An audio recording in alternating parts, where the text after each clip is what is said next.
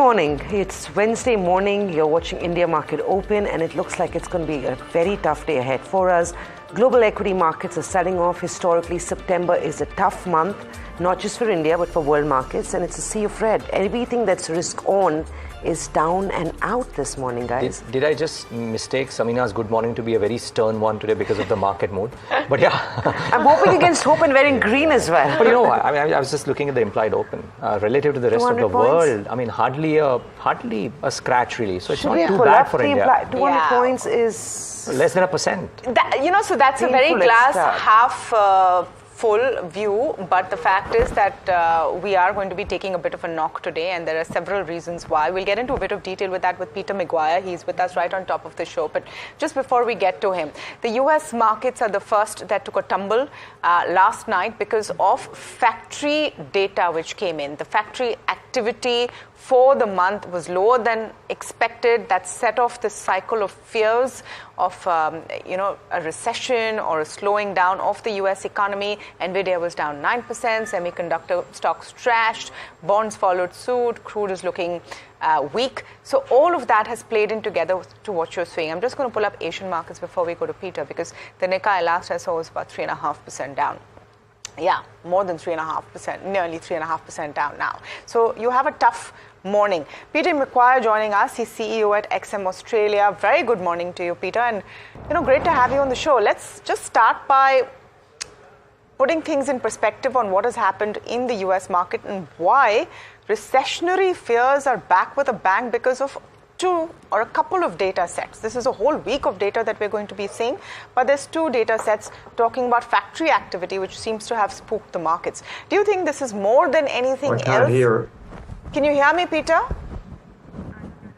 Okay, I don't think Peter can hear me. We'll try and fix that audio for you while we get a handle on that. Let's just get you through that data which has really hurt. So this is ISM data which has come in lower than what was expected, and that is what has triggered off this entire chain. Bond yields as a result have also slid off, and we'll pull up the Treasury numbers that came in. So they slid to 3.83% as economic fears grew.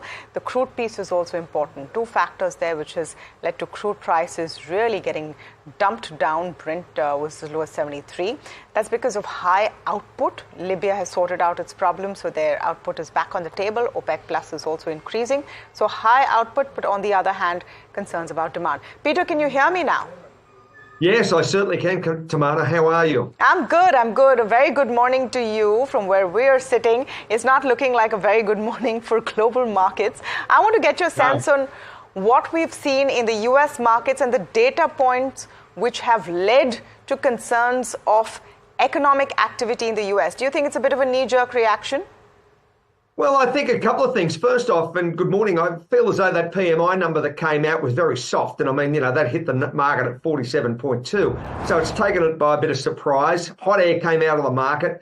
Nvidia was down nearly 9.5%. So that really, I think, as it says, spooked the market and spooked investors. Nasdaq sell-off, that really crunched it down. And, you had 5 days of strong US dollar growth, and that gave up some hot air, and crude energy prices, well, they've taken a dip lower on what you mentioned as far as Libya and overall demand moving forward and increasing production. Peter, is it just manufacturing data weak readings from the US, or is this more to it? We've been buying into the expectation of a Fed cut for over a year now. It's around the corner, to say the least. Do you feel like it is buy the rumor, sell the news that we are getting into? And do you feel there could be some disappointment? Because it seems like the Fed will give a 25 basis point rate cut. A 50 is what the street would look ahead of. But it's also a tough month, right? You've got US elections. Historically, September is difficult. Is this going to be an extended period of weakness, and should it be bought into, or would you just avoid markets and take chips off the table? Well, Samina, you could answer that, and you could talk all the way up to the election and not draw breath.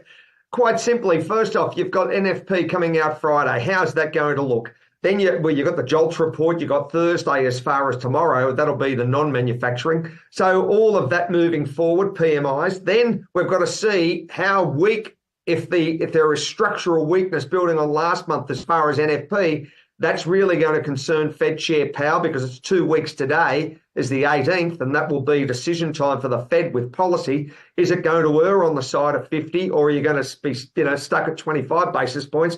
The jury's out. I think it's a 50-50 throw of the dice at the moment.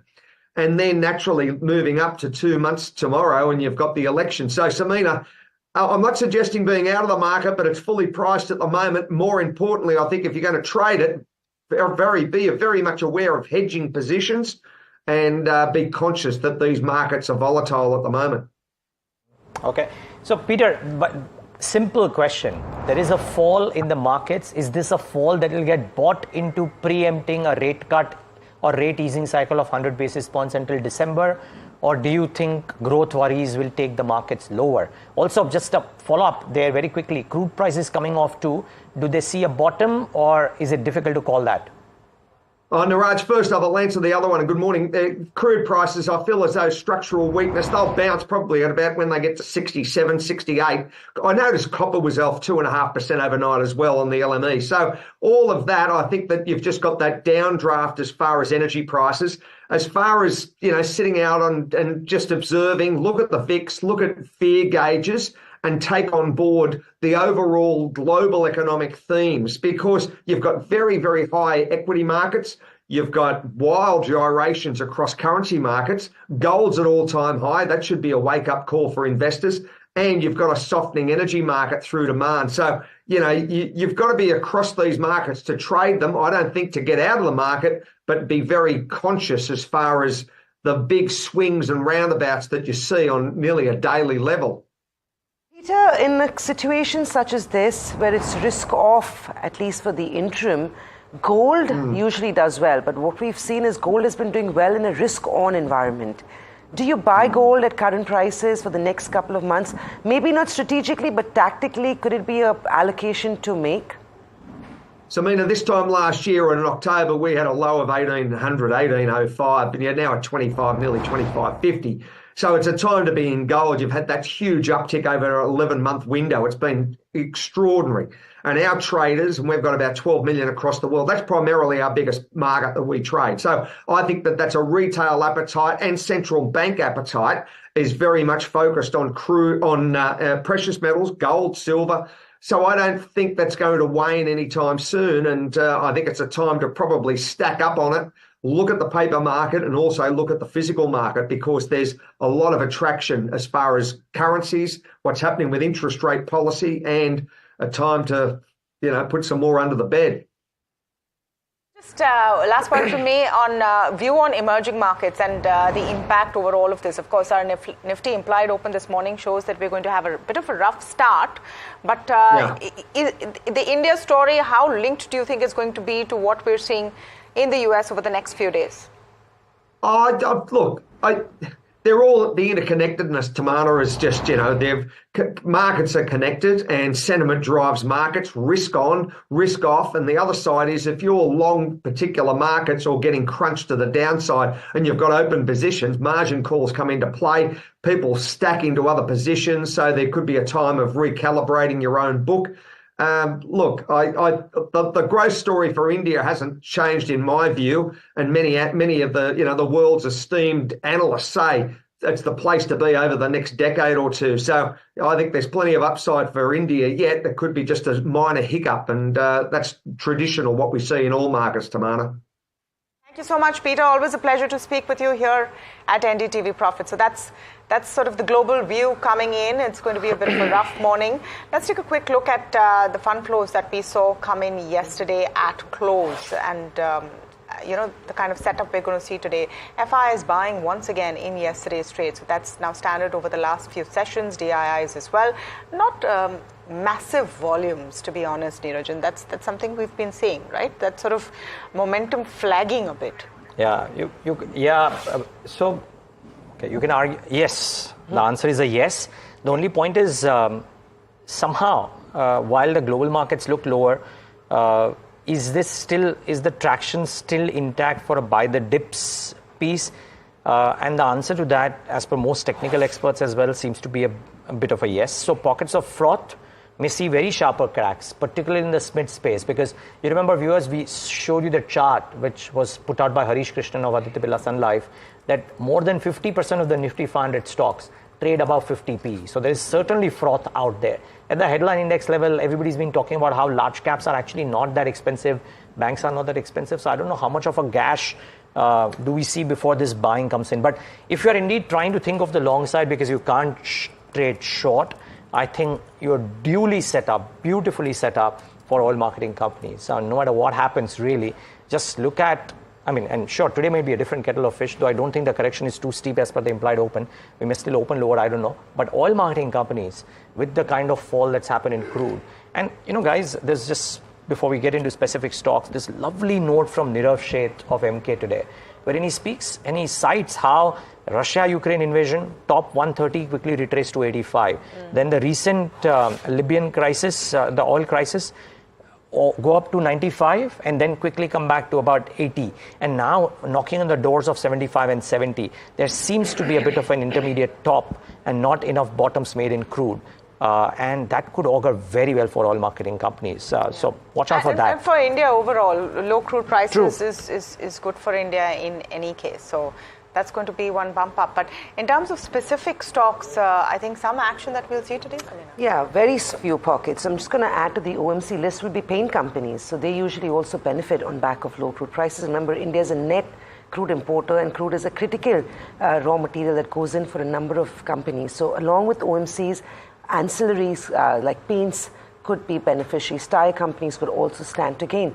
On the other side, there will be other oil and gas stocks will get hurt on back of crude falling because they are under recoveries, are capped at $75 a barrel. We'll get you more on that soon, but along with OMCs, you want to watch out for defense stocks. They've been down and out for far too long, but there was some good news. Yesterday, of course, the big story that we tracked was how Hindustan Aeronautics had bagged a big order from the Indian Air Force.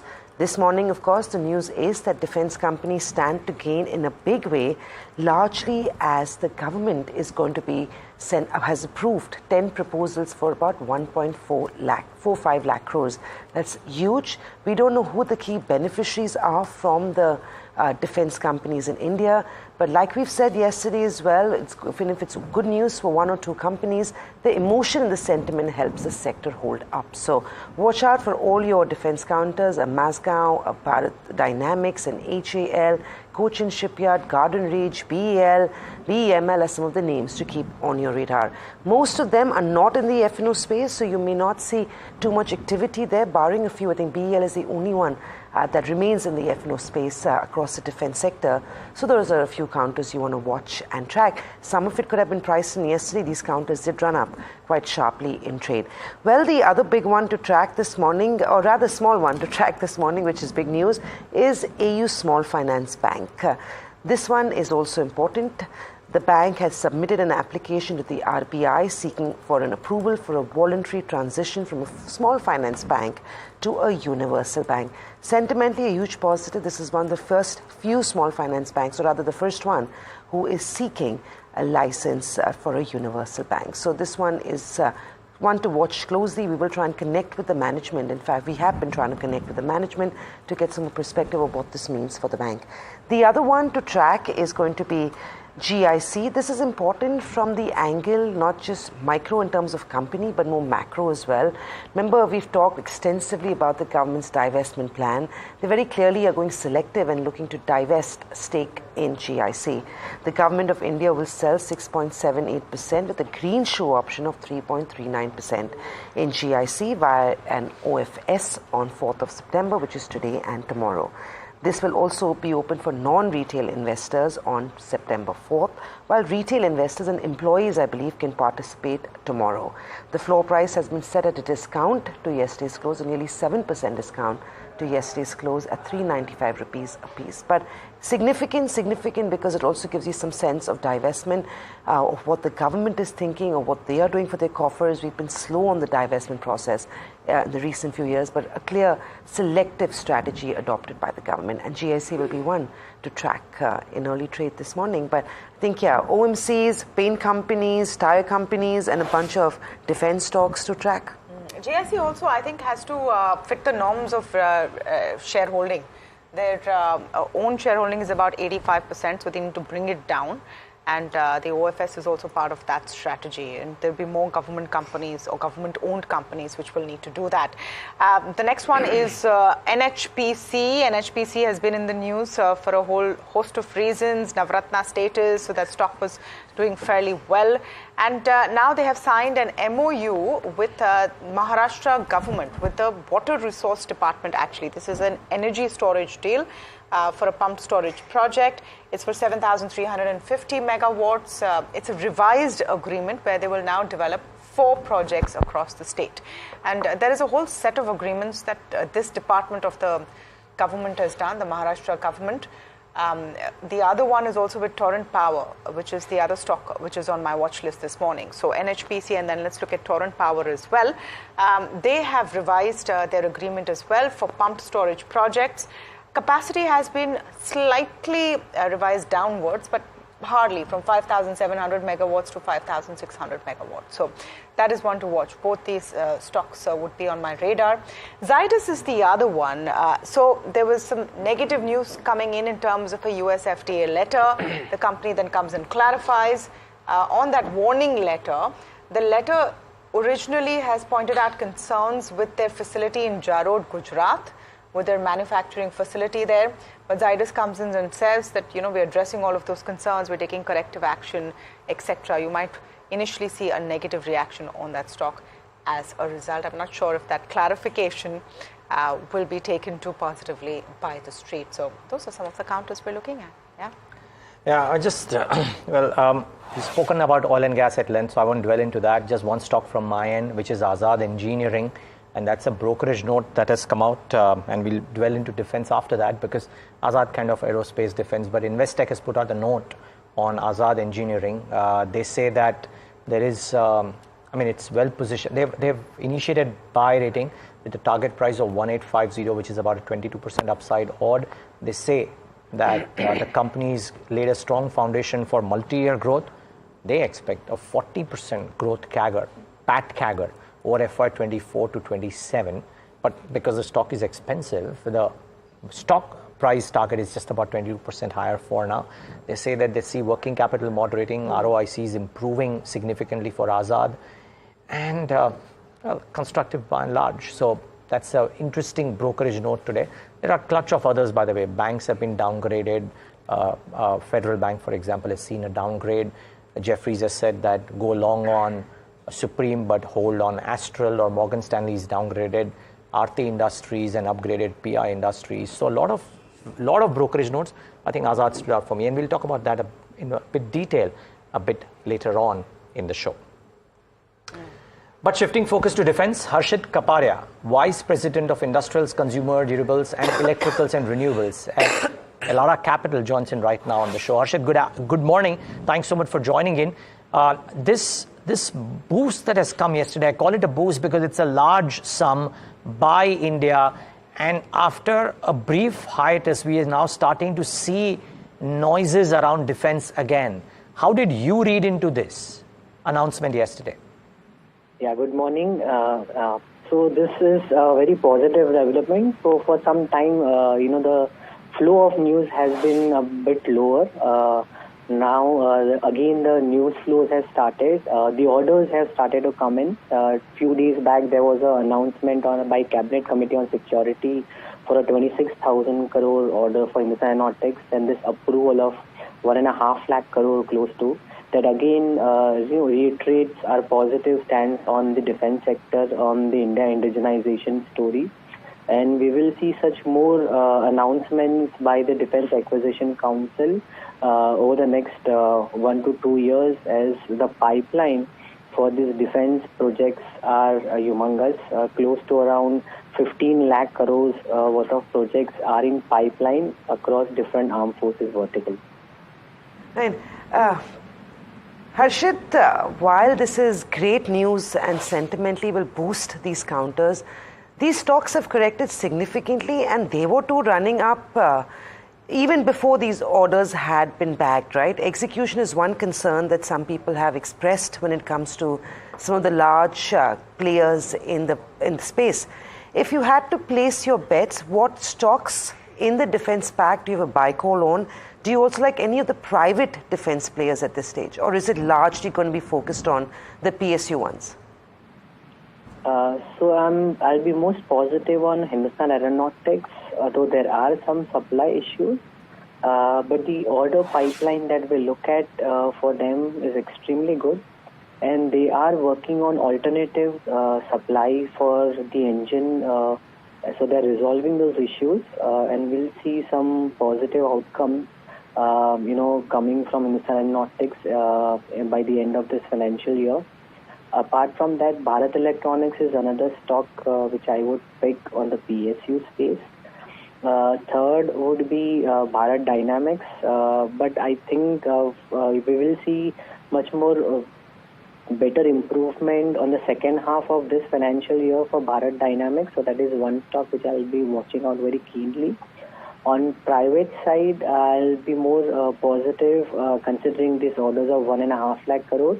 A lot of components would be coming from the private sector, or especially on the shipbuilding side or on the aircraft side. So names like Data Patterns, Extra Microwave are a preferred companies within the space. And another company which recently had added more products is Zen Technologies on the counter drone system, and which is looking to be very well placed at this point in time. Harshit, what about some of, you said you like HAL, but Mahindra & Mahindra, Bharat Forge, some of these players, are you looking at them as well? Apart from the PSU sort of plays in this defense space, what else do you think now has an interesting up move left in it? Sure. So within the large cap defense companies, we think I think Bharat Forge is well placed to gain the most. Apart from that, L&T will also be a bigger player. But given the scheme of things for L&T, defense would still be a smaller portion as proportion of revenue. But these are the two names that we like on the large cap defense names who have more of a assembly unit, as a platform being built by them. Other companies which we discussed were largely component suppliers on the private defense side. Like which ones? Like Data Patterns or Extra, they are more for those kind of names. Okay. Harshit, just want to get your sense also on, so we've seen this one set of orders and proposals actually. The Defense Ministry has actually greenlit these proposals and then they have to now flow out. This has happened after a while, and even what we saw with HAL yesterday happened after a while. Do you expect more such proposals to come on board? And is that also a kind of strategic play we need to look at? Certainly, we do look at better pipeline, better announcement of those pipelines. So, HAL in their last earnings call had mentioned that they are looking at order inflow of 47,000 crores. And there were two specific proposals which got approved. One was for 97 Tejas, and the other one was for the LCH helicopter. So soon we'll see that tender, which would be converted into orders for Hindustan Aeronautics, may happen at the end of this financial year or in FY26. Is something that we will be very keenly positive about. So Ashit, if I leave the shipbuilders out, what is the pecking order for stocks relative to the valuations that they have been trading at, or the book to bill ratio, or so on and so forth? Because it's a wide gamut of PSU and private defense names. What is your pecking order currently after this announcement has come in? So for shipbuilding companies... No, let's leave shipbuilders out. I'm coming to shipbuilders in a moment. Before that, non-shipbuilders, what is the pecking order? It will be Hindustan Aeronautics and Bharat Electronics. Okay. Anything in the smaller private defense space? Data Patterns, Extra Microwave within what the orders which have come out. Okay. Harshit, just very lastly, Indian defense stocks are 3 times the price or valuation of US defense stocks. I know you've talked to Niraj about your pecking order in terms of your top picks. Shipbuilders, how do you feel about that? Because there is some conversations around upgrading the naval part of the army as well. Do you feel Cochin, Garden and Mazgaon docks are well placed? And also your top pick amongst the three if you have one. So on shipbuilding side, so right now we understand the shipbuilding cycle is going through a bell curve, and we are somewhere in the middle of that bell curve cycle, and we see at least next 2 years the growth momentum would be extremely good for the shipbuilding companies. But post that, there is a bit of a fear that because we have not seen many large shipbuilding orders coming to these shipbuilding companies. So beyond FY28, the sustenance of growth is a bit more question. So I'll be not that positive on shipbuilding companies, but if I still want to pick a name, then I would prefer Mazgaon Dock within the entire space. Thank you very much, Harshit, for building that perspective for us. It's a win-win for the sector. Bunch of brokerages as well have come out with their buy calls. Remember, stocks like HAL are down 30 to 35% from their peak.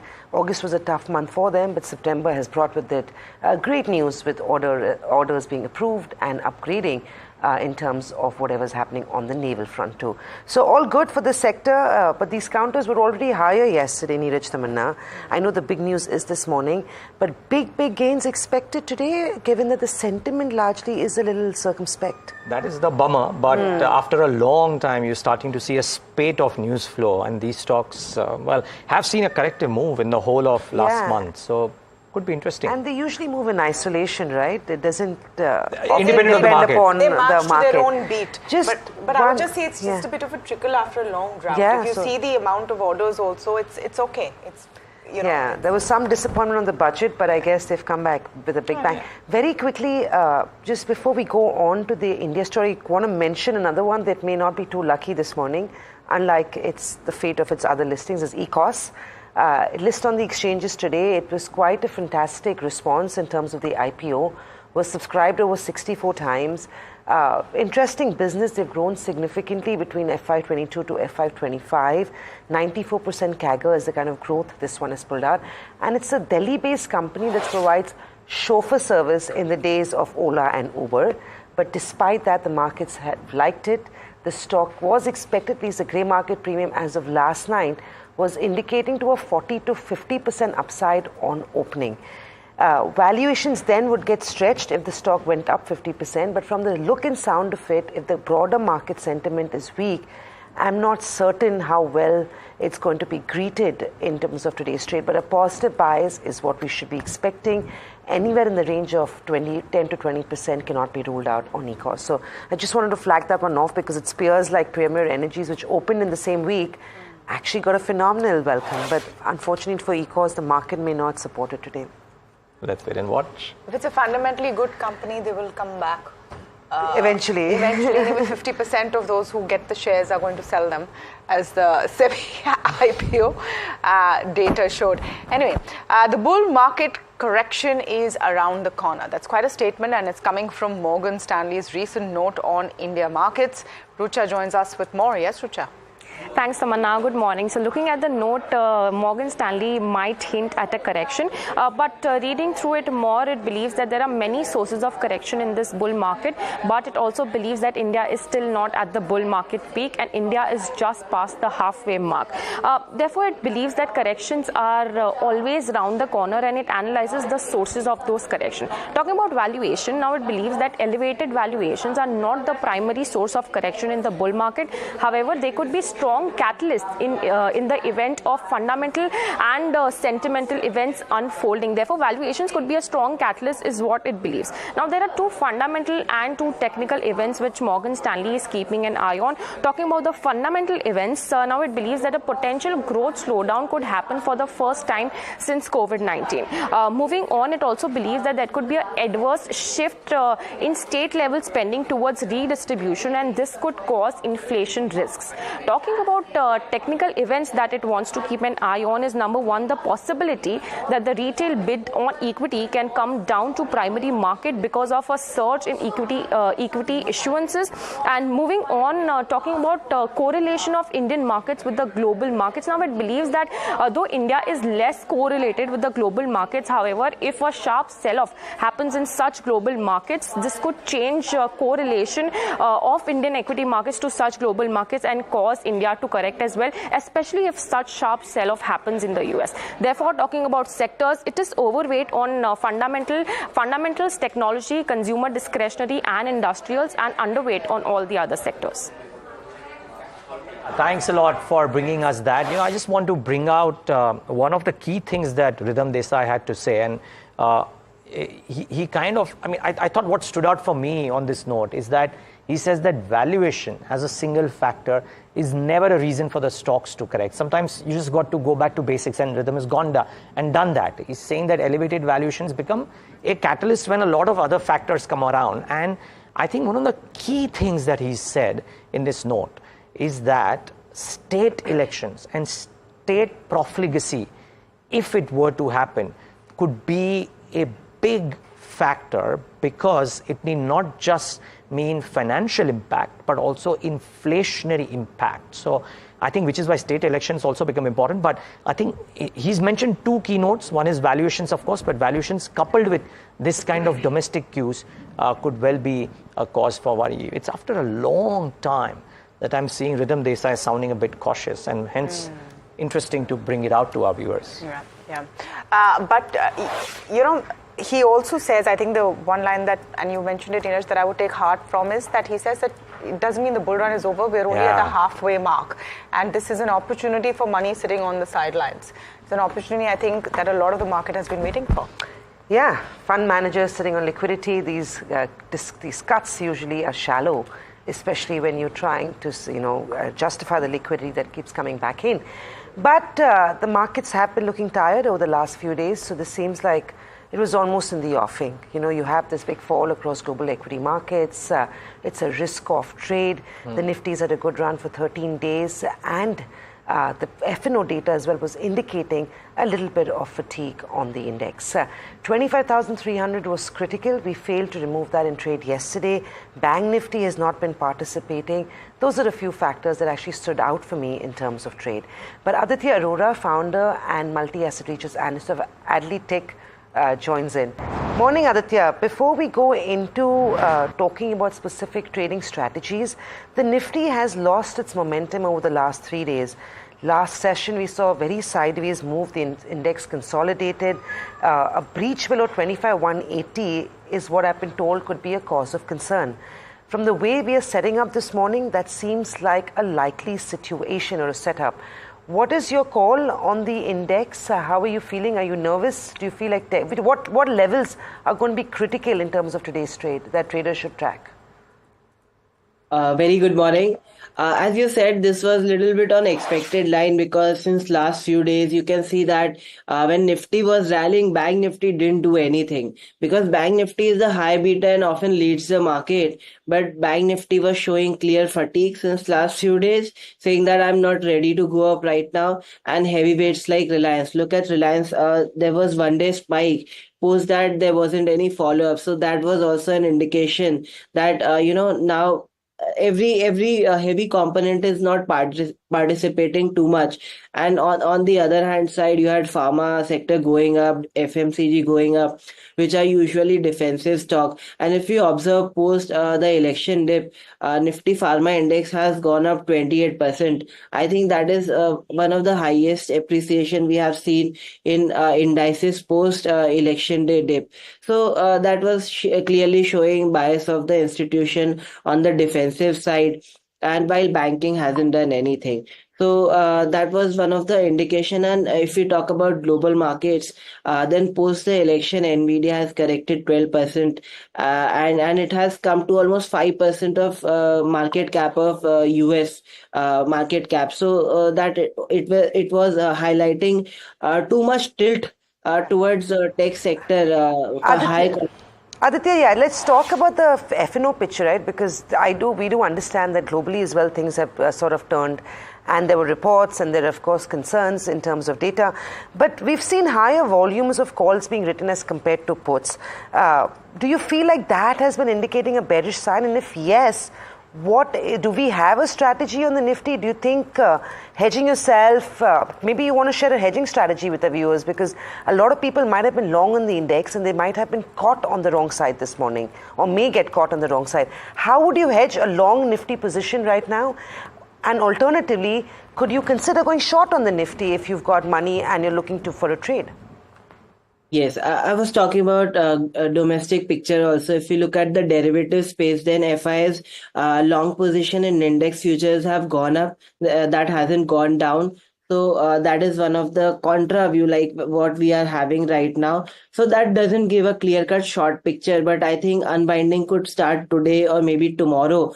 So I'm not bullish on Nifty. One can actually cut the long position in Nifty and wait for a proper reversal above. I will talk level-based approach. If Nifty crosses 25,400, then one can again go long. Otherwise, right now they can cut the long position. And if they had to take a hedged position, then they can go long on Bank Nifty and short on Nifty, because Nifty has run up, but Bank Nifty hasn't run up. Right, you're right. You might have to take that tough call and cut your longs. That's the word coming in from Aditya on the index. Bank Nifty hasn't participated either, but I believe you've got a couple of strategies on the tech side. HCL, you want to walk us through what the trading idea strategy for HCL Tech is? If you can simplify it for our viewers, it would be helpful, because I know IT has been on the winning side for the last few weeks now. Right. Now, tables could turn, as you just talked that yesterday there was a bad day for Nasdaq and IT index. You can see spillover effect today in Indian market. So HCL Tech is a bearish trade right now, and one can buy 1800 put option at 39.35 and 1760 put option is sell at 23.25. So maximum loss potential in this trade is 5635 and maximum profit potential is 8365. So it's a bearish trade. If stock slides down, one makes money.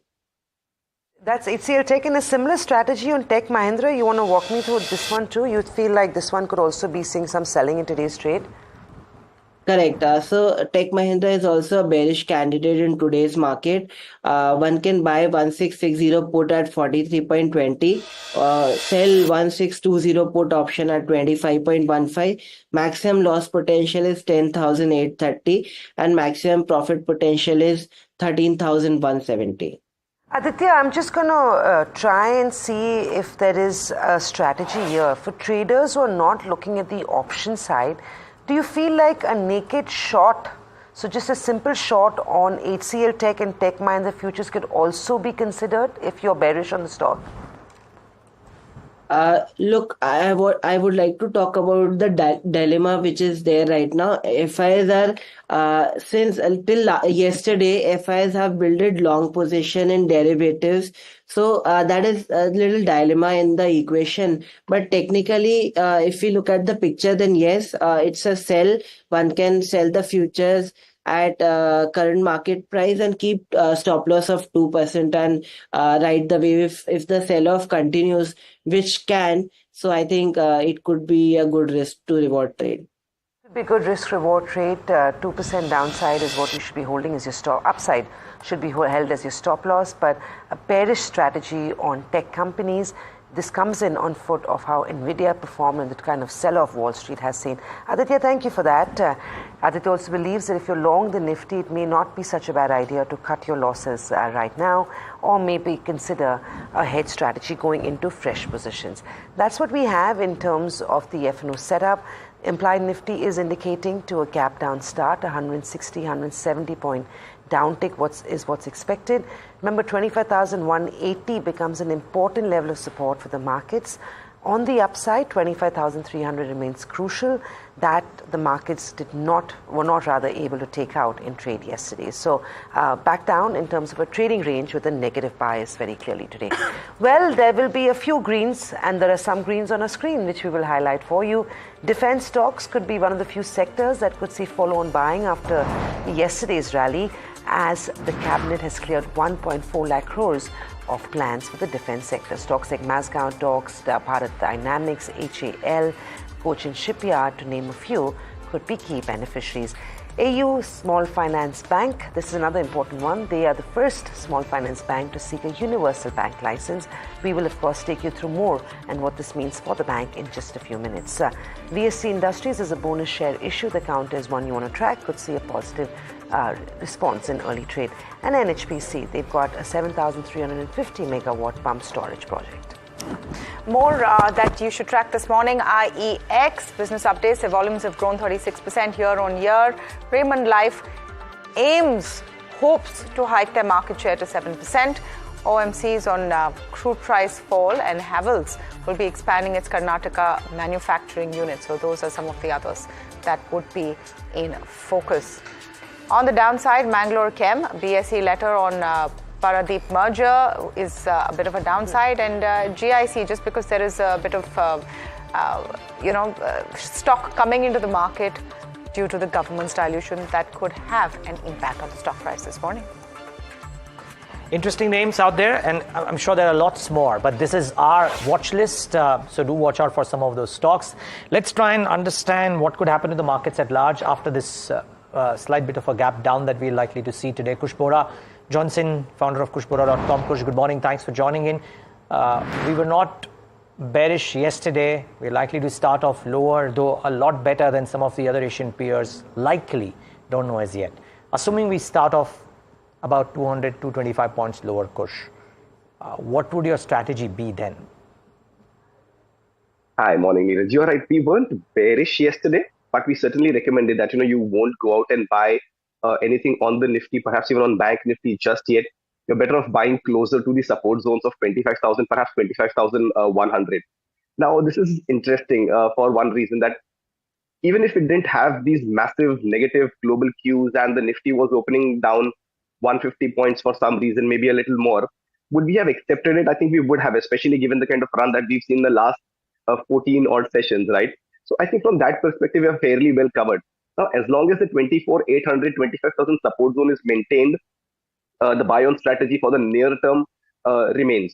Now, do I go out and buy immediately? No, I will wait for, let's say initial half an hour or so, just to see the texture, whether this fall continues and catches up with what the global peers are doing, the Asian markets are doing, or do we sort of play our own tune and, being the Bank Nifty expiry, and, we've seen funny things happen on, on the expiry days, considering yesterday's move also on the Fin Nifty. Do we sort of pull back and, make that move towards 25,300, 25,200 levels all over again? So yes, buy on dips is intact till 25,000 and 24,800 is maintained. But just be a little cautious before buying. If the markets do give you an indication of turnaround, then perhaps, you go out and buy.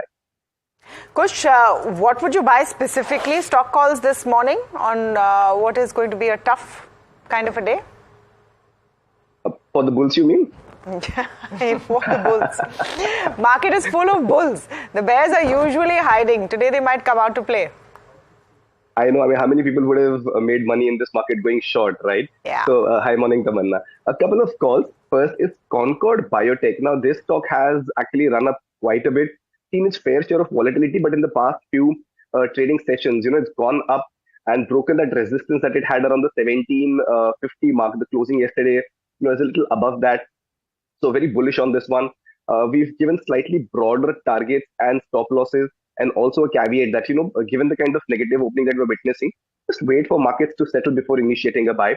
The targets here are 1860 and 1950. The stop loss is 1680.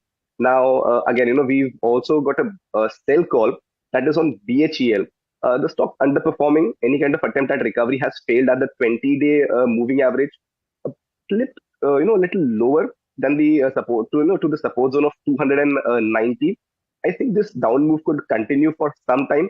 So 284, 280 are the near-term targets. 292 is where you keep a stop loss.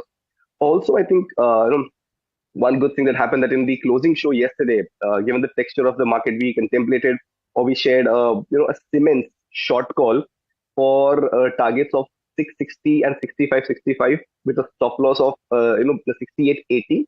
So if anyone did initiate that short position on Siemens basis, the discussion on the closing show that we had, I think you should now put go ahead and put a trailing stop loss on this one and ride the downward momentum. Right.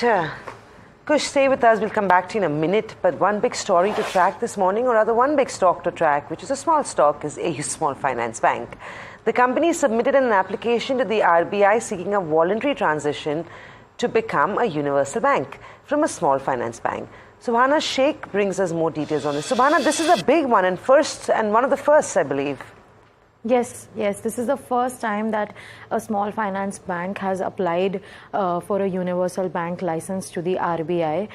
The management, MD and CEO Sanjay Agarwal had earlier in its April-June quarter results the management had confirmed this move that they would apply for this license by August. It's September, but they have applied for the license. The board had also constituted a committee under chairperson Mr. H.R. Khan and Sanjay himself to review this application. Now, there are certain guidelines that the Reserve Bank of India has set for a small finance bank to transition to a universal bank.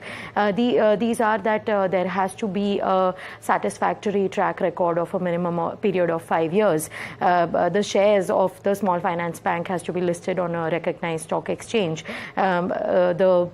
The bank has to have a minimum net worth of 1,000 crores by the end of the last audited quarter. The bank also has to maintain CRAR, which is capital to risk assets ratio of 15%. They have to maintain that. They have to also maintain a net profit for the last 2 financial years and an asset quality, which is the gross bad loan ratio and net bad loan ratio for 3% and 1% respectively in the same period of the 2 last financial years. Now let's see if AU Small Finance Bank checks all these boxes of the RBI's requirements. So AU has a net worth of 12,000 crores by the end of the June quarter. Its net profit had risen 30% on year to 503 crore rupees. The asset quality had slightly increased on a quarter-on-quarter basis, but meets the RBI's requirements. Its CRAR was 20.1% at the end of June quarter. So overall, looks like that the bank, AU Small Finance Bank, has been gearing up for a universal bank license. It had also merged with FinCare Small Finance Bank earlier this year. The merger had come into effect, at the start of this financial year. So looks like that this is a big step. And it is definitely, Shubhana. Thank you for that, Shubhana Sheikh. There were all the details on AU Small Finance Bank. Kush Bora still with us. Kush, any view on AU on the charts and any of the bank stocks? Well, nothing exciting really. I mean, it's been on a mild uptrend and you're seeing a turnaround in the near-term averages, slightly upwards. But then it's got its fair share of headwinds around that, for 680 and 700 mark. So I would perhaps give it a miss unless that 700 level is taken out on a very convincing basis. Now, on the banking space, we've had it had its fair share of volatility. But one stock that stands out for me over the last 2, maybe even 3 years is KVB, Karur Vysya Bank. This stock does not seem to be affected by whatever is happening around it in the banking names. Now, not the one to be discussed fairly regularly and not certainly a trader counter. But if you've got to buy something and hold for, let's say, a medium term, then this is one that you can consider. On the downside, positional support comes in at around 205. On the upside, you're looking at 245, perhaps even 260 as positional target. So KVB, despite its share of volatility, the broader trend is very strong and it's upwards. Yeah, that is AU Small Finance Bank and a whole bunch of other banks that has been highlighted by Kush. Mayuresh Joshi now joins in. Mayuresh, good morning. How are you feeling? Global equity markets are selling off. Suddenly we are talking about valuations which have been stretched for months for the Indian markets, but a little concerning this morning because it's risk off. Do you feel like today's weakness will get bought into or should be bought into if you're an investor or a trader? Because we are running up to the Fed rate cut. Samina, I think everybody's waiting for a big correction and that's just not happening. I think a definition, Mayuresh, of big has to be changed now. Yeah, absolutely. Last 3 years, the maximum correction is 5%. Right? So I think even the 5% is now getting welcome that if it comes, it will get bought in. So very pointed, if the market opens 2 to 2.5% lower today, would you recommend investors and traders alike, because it's a tactical trade I'm talking about, to allocate to the Nifty, or go out and go shopping in that sense? From an investing point, selective, yes. Trading point, I think Kush is the best guy to be around. There are very selective opportunities that are now existing where both valuation and earnings comfort probably stays with the market. If the market does give you that kind of a dip, selectively starting to get into certain stocks or certain sectors does make sense. Yeah. Kush, I'll take that with you now. 25,180, I believe, is a very important level of support on the Nifty. If we do get a gap down closer to that level, so 25,150, 25,200, a fresh long can be warranted, A, and B, there are traders who've been sitting long on the Nifty, right? Is there any way or form that they can go out and hedge this morning to limit the losses or limit the potential losses over the next few days? Also, do you recommend it? I mean, because if you get a cut already, then downside may also be capped, right? So how does one strategize for fresh traders and for existing positions? Fair question. With the kind of down tick that the GIFT Nifty suggesting, it's definitely a concern on traders' mind. So let me address both. First is, do we if we get a move closer to that 25, 100, 150 mark, do we go out and buy? My standalone answer is yes. I mean, 25,000 is a very strong support zone. We're looking at Nifty respecting that, so you would go out and buy. The only caveat there is that the global markets are trading much lower. Is it just a trailer, and the GIFT Nifty implied volatility is just a trailer, and does the Nifty then accelerate its down move? That will perhaps be clear in another half an hour or so after the markets open, maybe a little more, and hence the caution. If it was just a technical reason that we are opening 150 points lower, then I would have said yes. So yes, it's an opportunity to buy, but with the caveat that we do hold above that level or around that level and attempt a rebound. That's the first point. The second point, if anyone's got an existing position, how do they hedge it? Well, it's a little too late at the moment to go out and hedge it because you're anyway seeing a gap down. But if you're in this for a positional bet, then the support zone of 25,000, you go out and buy a put for that, depending on your position for either tomorrow's expiry on the Nifty or the week after. That's the only way you can hedge, if you've got a long position on futures on the Nifty. So yes, we'll look for a buying opportunity, but I won't be the first one to jump and buy, at the gap down that we're looking at.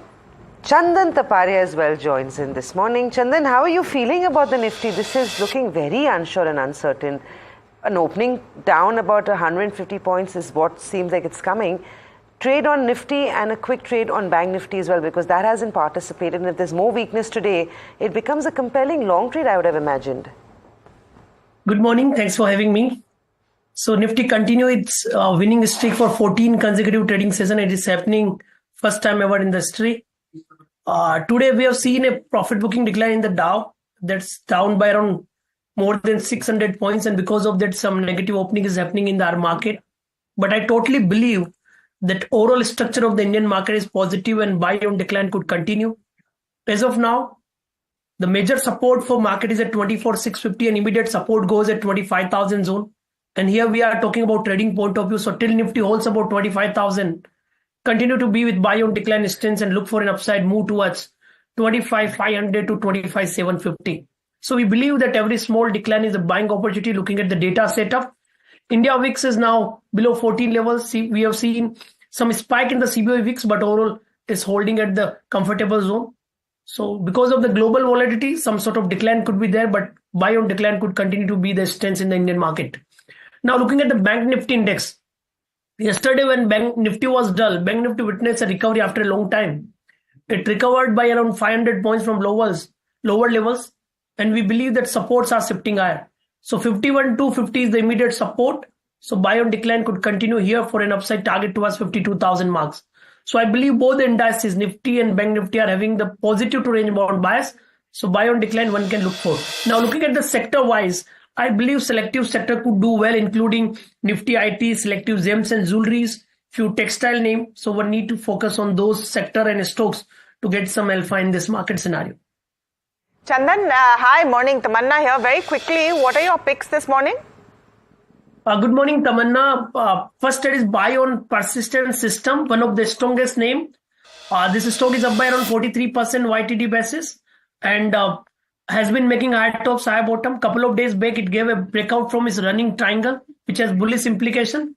So we are recommending to buy on persistent system with support of 5180 and expecting the rally to extend towards 5500 zone. Second trading idea will be buy on Kalyan Jewelers. We believe that selective gems and jewelry stocks are likely to do well, and this is one of the strongest name. Has been making high tops, high bottom on the weekly chart. 2 days back, it gave a consolidation breakout of last 26-28 days. So one can buy with support of 635, expecting this move to extend towards 675 to 680. Well, that's a few of those trading ideas coming from Chandan. Chandan, very quickly, a quick word on OMCs and paint companies on back of how crude has moved in the global markets. So when I talk about the paint company, Asian Paint has been moving in a positive to range bound bias. Declines are being bought. So movement will be slow, but yes, still it holds about 3090. Use the decline to buy for target towards 3250. When I talk about OMC, HPCL is our preferred pick. We witnessed some consolidative move on the last day, but major trend is positive. Has been making clear higher top, higher bottom structure. So with support of 410, use any dip for target towards 444, 450. We'll take a very short break. Stay on with us. We're coming right back in time for the pre-open session and your strategy for what could be a bit of a volatile day ahead.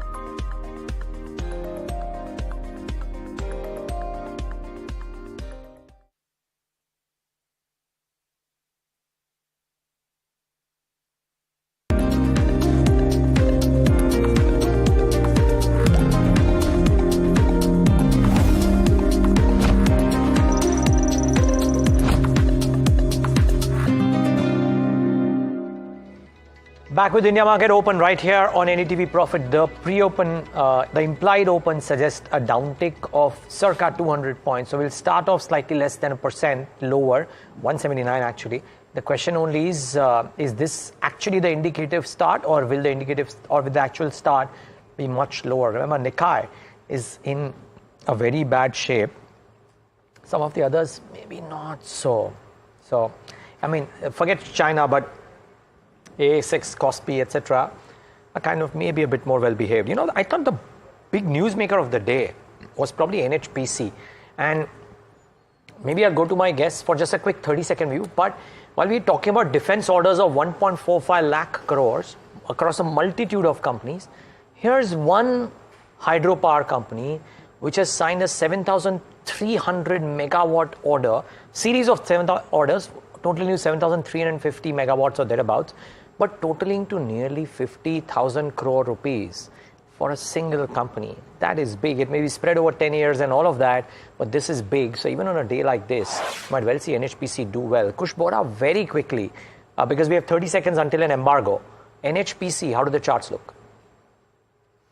There is clear signs of base formation. If I were a medium-term investor, I would go ahead and buy. 94 is where I would place the stop loss. Targets you're looking at 104 and then perhaps 111 as well. Okay, that's quick, but thank you for laying it out, Kush. So 94 is a stop. So even if people are enthused to buy, 94 is a stop. Maybe we'll revisit this post 908 once the numbers change. But let's shift our focus onto textile space. Raymond Lifestyle is set to get listed on September 5th. My colleague Mahima spoke to Sunil Kataria, the CEO at Raymond Lifestyle, regarding the company's plan for expansion of stores and more. Listen in. I think first of all, every market has competition, so so we are no different, really. I mean, that's the nature of the game anyway. So clearly, if you see, we have multiple businesses within Raymond Lifestyle, and first and foremost, I want to tell you that we are the largest and most dominant wedding player in the country. Whether it's through branded fabrics, whether it's through apparels, where we have a ceremonial play, and now our new baby, which has taken off in the last 18 months, is Ethnics by Raymond, the ready-to-wear ethnic wear brand. This put together, we hold roughly around 5% of the large branded combined ceremonial wedding wear men's apparel market in the country. And what we are very confident is that we have very clear product innovations happening in our branded fabric, product innovations happening through ceremonial routes in our branded apparel, and a large scale up of our ethnic Raymond brand, where today we have 120 stores, and we are thinking of we are planning to go from 120 to tripling it over the next 3 years. And that itself, between these three initiatives, will make us grow at a very high double-digit number in our wedding wear segment itself across these three verticals. And we are aspiring to take a share from a 5 to 7% in the wedding wear segment itself. So that itself is one very, very large growth pivot, and we're very confident with the brands that we have, with the initiatives of expansion that we have, and obviously the product portfolio that we have, that we should be able to really lead this, Right. And, in terms of textile business, what are your plans with respect to, capitalizing right now the Bangladesh +1, plus the China +1, and the FTA, talks that are taking place? How do you plan to capitalize that? And how will that benefit the textile business for Raymond Lifestyle? So this is actually the garmenting business, which you're talking about. So garmenting the business, which is a business where we make high-end garments, trousers, shirts, jackets, suits for, global brand across. So if you see, first of all, let me talk about India versus Bangladesh. Now, Bangladesh is a $48 to $50 billion garment exporter, right? India is roughly around 1/3 of that. So that's a size which is an opportunity for India. Obviously, with this political situation developing and the turmoil that you're seeing, this is very clearly a shift which we expect, and which already they are sensing that we're getting from many customers, of people wanting to look at a Bangladesh +1 happening. Maybe a China +1 has played out and is still playing out in the backdrop already. Now, it depends now on Indian players who are well placed and who have the capabilities to really grab this opportunity. And that is where we are very well placed. Now, we have state-of-the-art capability across, Bangalore in 4 of our plants, and 1 in Ethiopia, where we have roughly around 10,000 to 12,000 odd trained skilled workers who are making and trained to do some really high-end end garments for us. All right, so that was the conversation with Raymond Lifestyle, and of course you can see that entire conversation ahead on NDTV Profit Through the Day and on our social media platforms. But defense, the big story this morning, amidst an otherwise pretty dismal kind of a morning because of global issues, this one sector might be in focus after the ministry has announced a slew of decisions. Anushi joining us with more detail. Yes, Anushi. Well, thanks for that, Tamanna. Now, the defense companies will remain in focus today after the Defence Ministry has given a green light to about 10 capital acquisition projects which add up to about 1.45 lakh crore.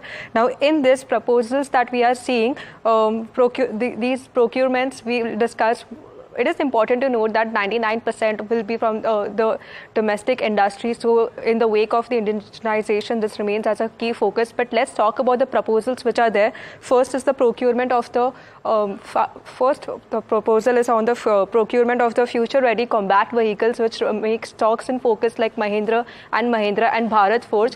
Lastly, when we move on to the other procurement, that is the air defense radars, fire control radars, wherein BEL, Bharat Electronics and L&T remain as key focal points over here. Along with that, also there is a procurement for forward repair team, which will be designed and equipped by Armored Vehicles Nigam Limited. So that also remains on a watch out for. But again, coming back to the listed players, procurement to enhance the overall Indian Coast Guard capabilities, we have a bunch of stocks here. First, the Dornier 228 aircraft that we are looking, which HAL is the primary manufacturer. So attention comes back to Hindustan Aeronautics, and this is after the kind of order win it received in yesterday's trade, 26,000 crore of an order that it had received yesterday, which takes its order book to from 94,000 crore to about 1.2 lakh crore. But other than that, shipbuilding companies back in focus. Now this is in the wake of the next generation fast petrol vehicles and the next generation offshore petrol vehicles which we are seeing. So orders in this scenario will fall between three of the companies which are there: Cochin Shipyard, Garden Reach Shipbuilders and Mazgaon Dock as we speak. And lastly, so as we speak, shipbuilding companies HAL, Bharat Electronics, some of the key defense players in focus. Now this bodes very well with overall government defense spending which has happened over the years. So if we had to look at the defense spending, this year's Union Budget had declared about 6.22 lakh crore, which shows about a 18% improvement compared to the last budget, and this has gone up from 4.78 lakh crore to about 6.22 lakh crore. So this is the overall developments we are seeing in the defense pack and some of the key stocks which will be remain in focus in today's trade. Thank you for that, Anushi. That's of course the big win coming from the defense sector. The stocks could be on the receiving end of a positive trade. Well, Mayuresh, if you were to pick one or two defense stocks, which ones would they be at the current valuations they are at and the anticipation of these big order wins? So honestly, I think if any decline does come through, Bharat Electronics is something that one can look at, and Cochin Shipyard or Mazgaon Dock, either of these two, because there is sufficient amount of order flows. These companies are executing very well, even in the quarter gone by. The execution has been superior compared to other peers. And therefore, I think there are a lot of tailwinds that can support earnings, although valuations and price action is a different story altogether. Okay. Puneet is also joining us now, and let's get a key brokerage note of the day for you. Puneet, interesting note from Investec on Azad Engineering. Well, definitely. They've initiated coverage with a buy rating, target price of roughly about 1,850 rupees per share. It implies a potential upside of 22% from the current market levels. Now, this highly engineered, precision engineered company is very, strong in its business model, and that's what Investec is also saying. They mentioned that, the company is one of the preferred suppliers of highly engineered, complex, as well as life-critical components going forward, and is also recognized by global OEMs. They have mentioned that within the aerospace and the defense sector is where its niche lies, and that's where the margins are also pretty strong for the company. They have mentioned that the company is the only Indian company to offer 3D airfoils, which is a key component for these global OEMs within these two sectors that I just mentioned. Company currently enjoys just roughly around 1% market share in its total addressable market. So the growth opportunity from year on is also very positive, and a huge deal going forward as well. Now, company's recent order wins, diversification into newer sectors and segments within the these two sectors, as well as reduction in finance costs has been one of the key positives, and going forward, should keep, help profitability as well. And finally, they are projecting a 40% CAGR growth in profitability over the next 3 years. So, despite the sharp run of about 100% since listing in December 2023, Investec maintains this positive view. Back to you. Right, that's Azad Engineering for you. A big brokerage buy call coming in on the stock with an aggressive target price. Chandan, which defense stocks would you trade? The anticipation is that they will get a gap up this morning. Do you think there's an opportunity to make good? And the Nifty is not doing too badly either. I think it's closing out pre-open and closer to levels of 23,600. So it's a good sort of level to have. What about you? If you want to come in, Chandan, on the defense picks, if there are any this morning from your end? So if given the choice, I'll focus on HL. There is one of the strongest name, however, not performed well in last 2 months. But it seems that bottom has formed near 4480, 4500 zone. And it can attempt to bounce towards 5000 to 5100 zone. The Nifty itself, pardon me, is not looking good. It's 190 points off in pre-open trade. 25,089 is what we have. And it's tech counters that seem to be leading the way in terms of losses. It's with a heavy heart, Kush, but any short trades that one could look at this morning? Sure. So we had mentioned BHEL, as a short trade for targets of 284 and 280. Also, yesterday closing, we had spoken about Siemens with the targets of 66, 60 and 65, 65. So both these trades are on. While BHEL might open, might hit our opening first target at open itself, I think you could still go out and play for the target of 280. Now, in this case, you could move your stop loss to about 286 kind of levels instead of the 292 that we suggested before the opening rate settled. By the way, must mark the stocks which are actually bucking the trend, and Godrej Industries, after that 20% bump up yesterday, is up another 3%. Really good going for that one.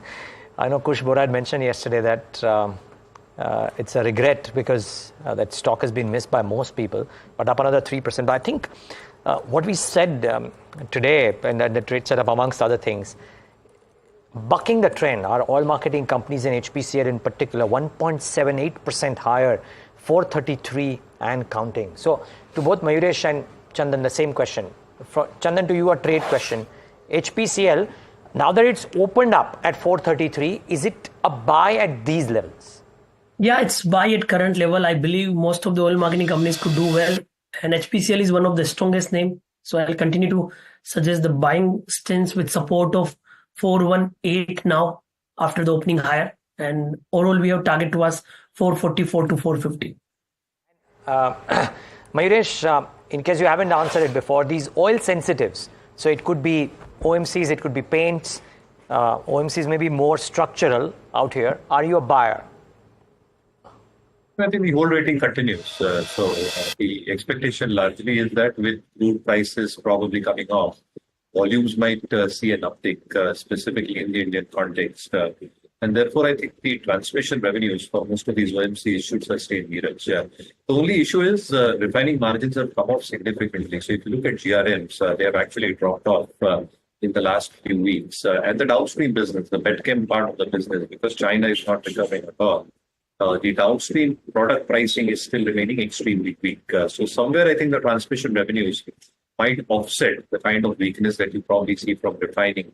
And therefore, I think the expectation largely is that the numbers should probably sustain over a medium period of time. Obviously, dividend yield remains extremely strong for both OMCs at this juncture.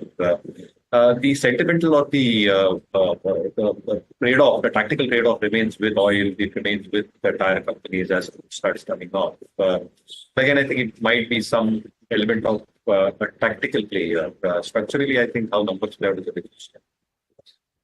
Chandan, a couple of stocks. I know you've talked about OMCs with us, but Asian Paints is expected to get a flat to slightly higher start this morning, and so is Berger Paints. No runaway rally just yet, but it could make a good trade if crude is trading weaker for the next few days. What do you feel about those two stocks, and anything on defense? And when I say defensive names, I mean stocks like an ITC, Godrej and HUL, these stocks usually do well because they're domestic facing. So if tech gets sold off on back of global facing, these counters could be good hiding places today and good long strategies, you think? Where we have positive stance. And now talking about Berger Paint, the consolidation has been happening from last 4-5 days in a narrow range. I believe this factor could lead some uptick with support of 565. Berger Paint can head towards 595 level. Now, when we talk about the defensive name, I believe again the pharma index is doing well, and one can look at the stock like Godrej Consumer Product, Tata Consumer. So, if I talk about the Godrej Consumer Product, Godrej CP, it witnessed some decline in last 2-3 days. So, use the declines to buy. With support of 1400, we can see an up move towards 1520. Apart from that, I think ITC is one of the strongest name which has been slightly moving upwards. So if it comes near 495, 491 can accumulate. So in FMCG, we'll go with buy on decline stance due to the market scenario. Okay. Kush, less than a minute left. If I had to pin you down for one top trade idea on the pre-open rates, not at yesterday's closing, which is that stock? Senco Gold, I think Kalyan Jewellers already discussed. Senco Gold looks like a good setup. 1160 is your stop loss and your targets are 1225 and 1250. Okay, watch out for Senco Gold. And by the way, Kush, great call on JM Financial. The stock has done so well since that call has come, so credit to that. About 20 seconds left for the markets to kickstart trade. The question only is that after we start off circa 25,000, will we dip further or could that see some bit of buying? I think that is the key question. So one, that, and two, what supports the index? Because of the Nifty 500 to the top gainer is up just 3% odd. So it's not looking that great. Let's see how we start off. Here come the first trades this Wednesday morning. About 25,119. No, like it's not 25,000. It's less than 1%. I mean, the crack that we see in the world markets, India is not quite seeing that. Let's wait and watch if this worsens. Banks are actually outperforming, if you will, just 0.44%. I wonder if IT is the reason why the market is cracking more, because Nasdaq did correct 3%, 1.75% lower for the Nifty IT. Mid caps and small caps very quickly before we get to the heat map. But for IT, it's not looking that great. Mid caps about 0.7%, small caps about 0.6%. So IT is performing worse than everything else. Let's get the heat map. We'll probably see the TCS and the HCL techs littered around here. ONGC, most certainly with the crude price downtick down. But then Wipro, the Infi, LTI, Mindtree, TCS. Sorry, HCL Tech is not in the top 10 losers either, but quite out there. So IT clearly the problem area. A lot of red, very little green. No surprises that BPCL is out there. Asian Paints is out there. Samina was right. But HPCL and IOC, I reckon, too, also could be doing well. And I would reckon along with ONGC, I'm sure Tamanna will mark, or Samina will mark, but along with ONGC, stocks like Oil India, HOEC, etc., could be under a bit of a cloud. So IT clearly facing pressure today. So, rightly put, Niraj, this morning is more about, or the first trades this morning are more about an impact of what is happening the world over. And you're seeing that very clearly on the Nifty chart as well. This broader indices, and we'll just mark that once more to see what's changed in the last few seconds as well. Getting hit fairly hard. Over 0.5% down on the mid cap 150, small cap also getting hit fairly hard. Actually not as bad compared to the Nifty and the Sensex. The Bank Nifty also about 0.5% down. Specific stocks, let's look at crude impact to start with. HPCL, BPCL, Oil India, ONGC, downstream and upstream, of course, with different impact. HPCL, BPCL doing well because, of course, the crude that they need to import now becomes cheaper and could continue to do so, between 1.5% to 2%. Up. On the other hand, Oil India and ONGC both impacted negatively. ONGC nearly 3% down this morning. AU Small Finance Bank is the other stock that is in focus. They've applied for a universal banking license. While that application has seen a ho-hum reception from the street, at least in the first few minutes of trade, about 0.5% up. GIC is the other one we should mark. The government is going to sell about 7% stake. Remember, a couple of reasons they need to do that. One is because of the public holding norms as well, shareholding norms as well. That stock about 5% down this morning. NHPC has been in focus. NHPC has renewed its deal with the Maharashtra Government Water Resource Department for a pump storage project, about 4 of them for 7,350 megawatt, but the street not taking too well to that entire pack. Havells India has also been in focus this morning. They announced their expansion plans in Karnataka. Stock still 1% down. I want to quickly see if we can pull up some of those defense names we've been talking about. HAL, Mazgaon, Cochin, if we can pull them up here or even on the wall. And just look at if they have seen any kind of an upside because of the announcement yesterday about procurement by the government. And remember, it's a Make in India kind of procurement. So a Cochin, a Mazgaon, a BEL, just very mixed. Bharat Dynamic is the only one which is 0.5% up. And one could argue that's because it hasn't run up as much as the others. So defense play not making the headlines in that sense, Samina. Investors not necessarily coming in very aggressively on defense. One Garden Reach is up about 1%, but look at Bharat Forge, L&T about 1.5% down. So those concerns definitely still persist as far as the markets are concerned.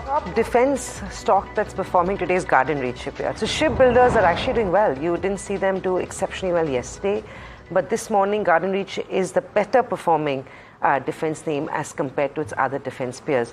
On top of the Nifty 500, so the Nifty 500 is also weak. It's down about 160.6% in line with the benchmark.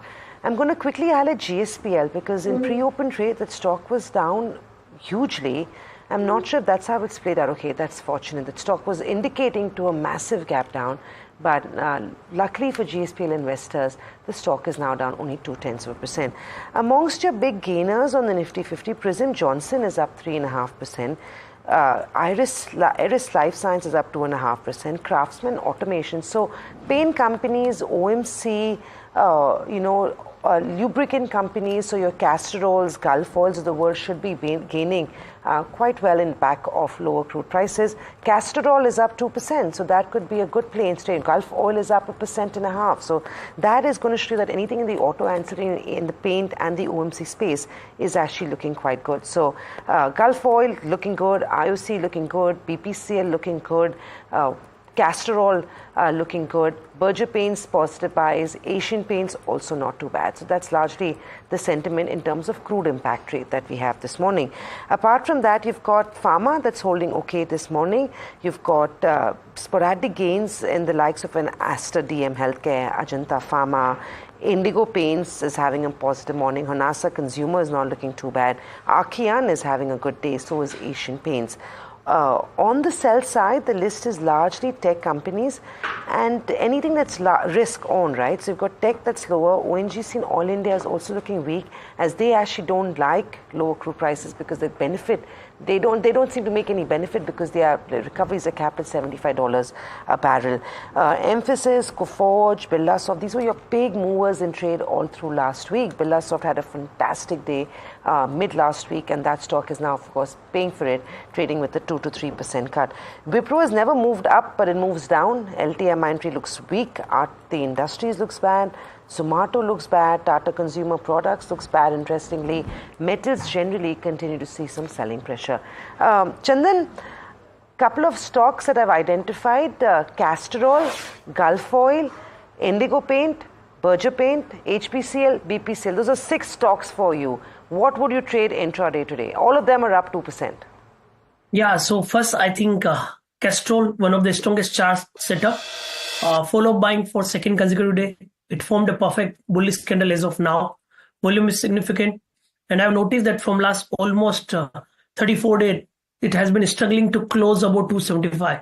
So just let it hold about 275, 280. I think it can see the movement of 8 to 10%.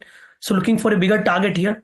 With support of 268, we can aim for 295 to 300. I think it could be the day for stock for the day, as per my understanding. Okay, now look at the Berger Paint. Positive view already recommended. We have target of 600. So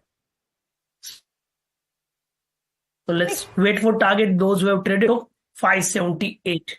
Apart from that, Indigo Paint, I believe other counter could be in focus. Indigo Paint has given a consolidation breakout on the daily chart, 20 days long consolidation breakout, and hold above 1500 could see an upward towards 1560. One can buy with support of 1460. So I think these 3 are the preferred name. Indigo Paint, your Castrol could be in focus, and I believe these could be the momentum as well as the decent swing trade during the day, even after the global volatility.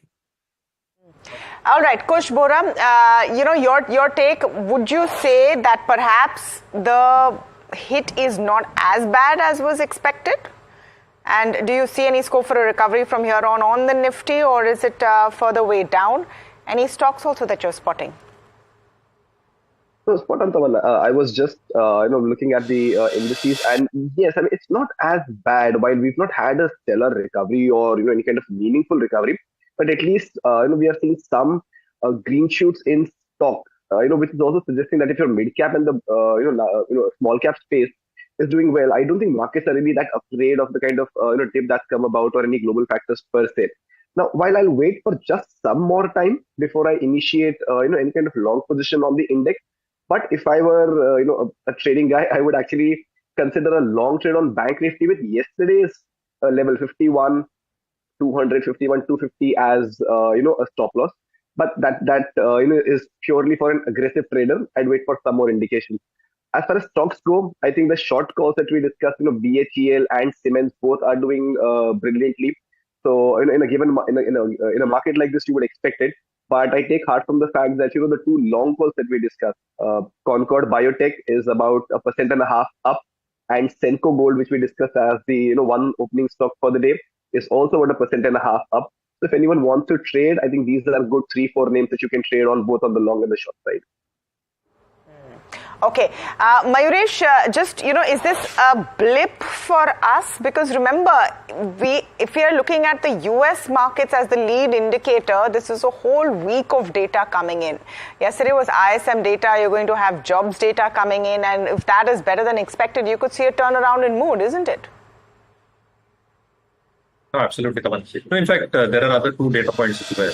The 10-year and the 2-year. We always talk about the yield curve getting inverted, but to a certain extent, it has steepened a lot as well. So there are some signals that the US economy might weaken, and whether there is an accelerated need of rate cuts coming through before the end of this year. So that's point number one. Second, I think we're just discussing at the start of the week with our US team as well. And the scenarios that have been laid out in a rate cut environment, 2000, 2001, 2002, 2007, 2008 were different economic conditions altogether. The data points are not indicating that. And our US team probably believes as this rate cycle accelerates because of the data points that we are seeing in a very mixed fashion, the expectations of a recovery that happens after the first rate cut is 6 months. But this can be a little bit faster if rate cuts are a little bit on an accelerated mode before the end of this year. So I think it's going to be very interesting on how this entire cycle probably plays out. But India, I think, is being set up in terms of an economy which is growing the fastest in the entire global structure. Obviously, deposit mobilization is one issue that we are going to face over the next few quarters. But I think how the RBI, the regulator, and government comprehends with this situation is something we see. But overall, I think earnings might remain a little bit soft. The valuations a tad bit on the higher side of the range. But liquidity continues to remain extremely strong. So at least at this juncture, not looking at a structural downside for the markets, liquidity support will come to save the markets, at least in the Indian context. Right. Thank you, Chandan, for joining us this morning. The markets are not looking great, guys. 25,100 is what seems to be getting threatened as we see it. And the breadth is also slightly weak. Broader markets aren't finding any relief either. But one stock on our radar is GSPL. Morgan Stanley in its today's note has upgraded the stock to equal weight with a target of 452. Mika is standing by with more on that. Yes. Good morning, Samina. So it's basically what they've done is they've upgraded the rating on the back of removing Gujarat State Petronet's holding company discount. So to make it simpler, Gujarat State Petronet currently holds 54.17% stake in Gujarat Gas. So historically, the company's value has been undervalued due to the holding company discount because Gujarat Gas is separately listed. But now due to the latest scheme of arrangement announced which merges Gujarat State Petronet with Gujarat Gas along with two other company. So the share exchange ratio is positive, and for every Gujarat State Petronet shareholders will get 10 Gujarat Gas shares for every 13 shares previously held. So what Morgan Stanley is saying, that the restructuring allows to unlock the historical holding company discount of 45% in Gujarat Gas. However, they have lowered the EPS by 48 and 59% to factor in the latest tariff cut that Gujarat State Petronet saw by the Petroleum and Natural Gas Board. But in the bull case scenario, that means when the merger and the transaction goes through, they have set a price target for Gujarat State Petronet at 692 rupees per share. GSPL and Morgan Stanley, but I think the big story this morning is also how both OMCs as well as your ONGC, Oil India, etc., reacting to crude prices globally. Let's add some perspective on that. And let's start with why the impact is seen as so negative for ONGC, especially this morning. Yes. So what basically theoretically when you go to see a fall in oil prices is negative for Oil India and ONGC. Now this is mainly because of the windfall taxes. So currently their sales realizations, means the amount of revenue they can earn per barrel of oil sold, is capped at $75 because of the government's imposition of windfall taxes. So whenever crude goes above $75, the realizations are capped, and when it goes below, which is what it has done, Brent prices have fallen below the $75 per barrel mark for the first time since Jan. This is negative for oil exploration companies like Oil India and ONGC, because their earnings are at risk, because their current selling prices of oil in the market is lower than even the realizations that they were allowed when prices were higher. Thank you very much for that, Nika. There are some who gain, some who lose. The markets as whole are looking weak, reacting to fears of a US recession. Remember, on the 27th of August, UBS had put out a report saying that the hiring trend in the US is weak. Unemployment stands at a 3-year high. To add to that, you have Warren Buffett, who's sitting on significant amount of cash.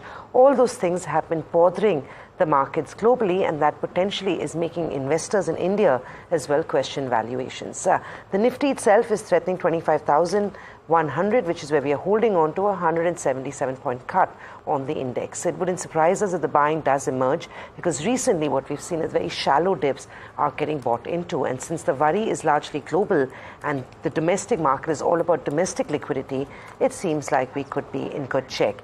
But I believe we have with us the management of Awfis joining in. Yeah? Yes, and while they came out with numbers and we spoke briefly to them about the numbers, Mr. Amit Ramani, Chairman and Managing Director of Awfis Space Solutions, joins in, because amongst other things, Mr. Ramani, have you done what? A 3 lakh square feet of further signing in Pune.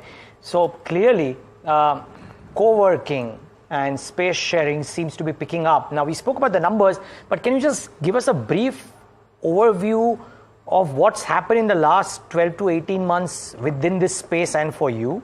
And how do you see this evolving over the course of the next 2-3 years with this whole GCC setup happening in India, but growth at the margin looking like slowing down a little bit? So, Niraj, clearly, I think the industry has done really well. Overall, if you look at commercial real estate, this year we are projecting almost 80 million of gross leasing, right, across the sector. So I think the last 2 years have been really, really good for the commercial real estate industry. It's been also great for the flex industry, because if you look at the statistics, today we are number 2 in terms of commercial leasing, almost at 20% for the last few quarters, which is second highest after the IT/ITES sector. And clearly, obviously, we have seen a great growth journey for ourselves as well. Last 12 months, we added almost 34,000 seats, 50 plus centers. The numbers have done really well for us. We ended the year FY24 at about 850 crores. First quarter FY25, we were at 258 crores, which was year on year about 37% growth. Our EBITDA margin improved significantly at 56% year on year, and we sit at approximately about 31% overall EBITDA. So I think the journey has turned out well for us. We turned profitable in the first quarter, almost 3 crores of profit. As far as the outlook of the industry goes, if you look at, there are 3 sectors which are driving the demand. One, as you rightly said, GCC, which is supposed to grow from about 19 odd million that we were in 23 to about 26 million in the next couple of years. In addition, the IT offshoring, right, with the, clearly the US and some of the other developed markets sending more work to the Indian IT offshoring industry. I think that sector is growing well. And then finally, India facing IT, right? I think that's developed well. So these three sectors are showing tremendous growth. In addition, all other sectors with the economy projected to do about 7% growth this year, I think will in turn have the commercial real estate grow and the flex will grow. We are projected for flex by 2026 to be almost about 100 plus million square feet, which would be about close to about 10% of the total commercial real estate market. For us, we are FY25, we will continue to grow. About 30% growth is what's projected. We will continue to improve our margin. About 1.5% is growth in the margin in terms of EBITDA, is what we are projecting. And then we will continue to maintain our profitability. So things for the next few years look very, very positive. So if I'm not wrong, in the con call, you said that the letter of intent for about 15,000 seats, 23 centers, massive pipeline as well. You reckon that you reckon that all of this can happen with improved operational metrics, or because of the fact that you are commissioning a lot of things and building it out and fitting it out and growing, that growth will come, but maybe it comes at lower operational metrics? So, Niraj, we are very clear that we want to maintain a certain level of first principles that we've already achieved right now. This year, our addition is going to be about 40,000 seats from 95,000 in FY24 to about 135,000 in FY25. As you rightly said, we already are sitting at about 127,000 seats if I look at the under fit out and LOI signed. So we are very, very bullish on the numbers that we are projecting. In fact, we will soon achieve those by end of second quarter itself. So for us, the maintaining the occupancy continues to be important. And to that end, I think last year we ended the whole year at about 71% blended and about 85% for centers which are 12 months or more vintage. We ended the first quarter also around the same numbers, and the projection for rest of the year is to maintain that healthy balance of 70% occupancy and 85% plus for centers which have 12 months or more of vintage. Got it. Mr. Ramani, the other piece is that, and correct me if I'm wrong, but co-working and allied services is one, construction fit-out projects other, and at least in quarter one, construction and fit-out projects grew so well. So now, how do you see the mix between the two, ideally, and what could happen?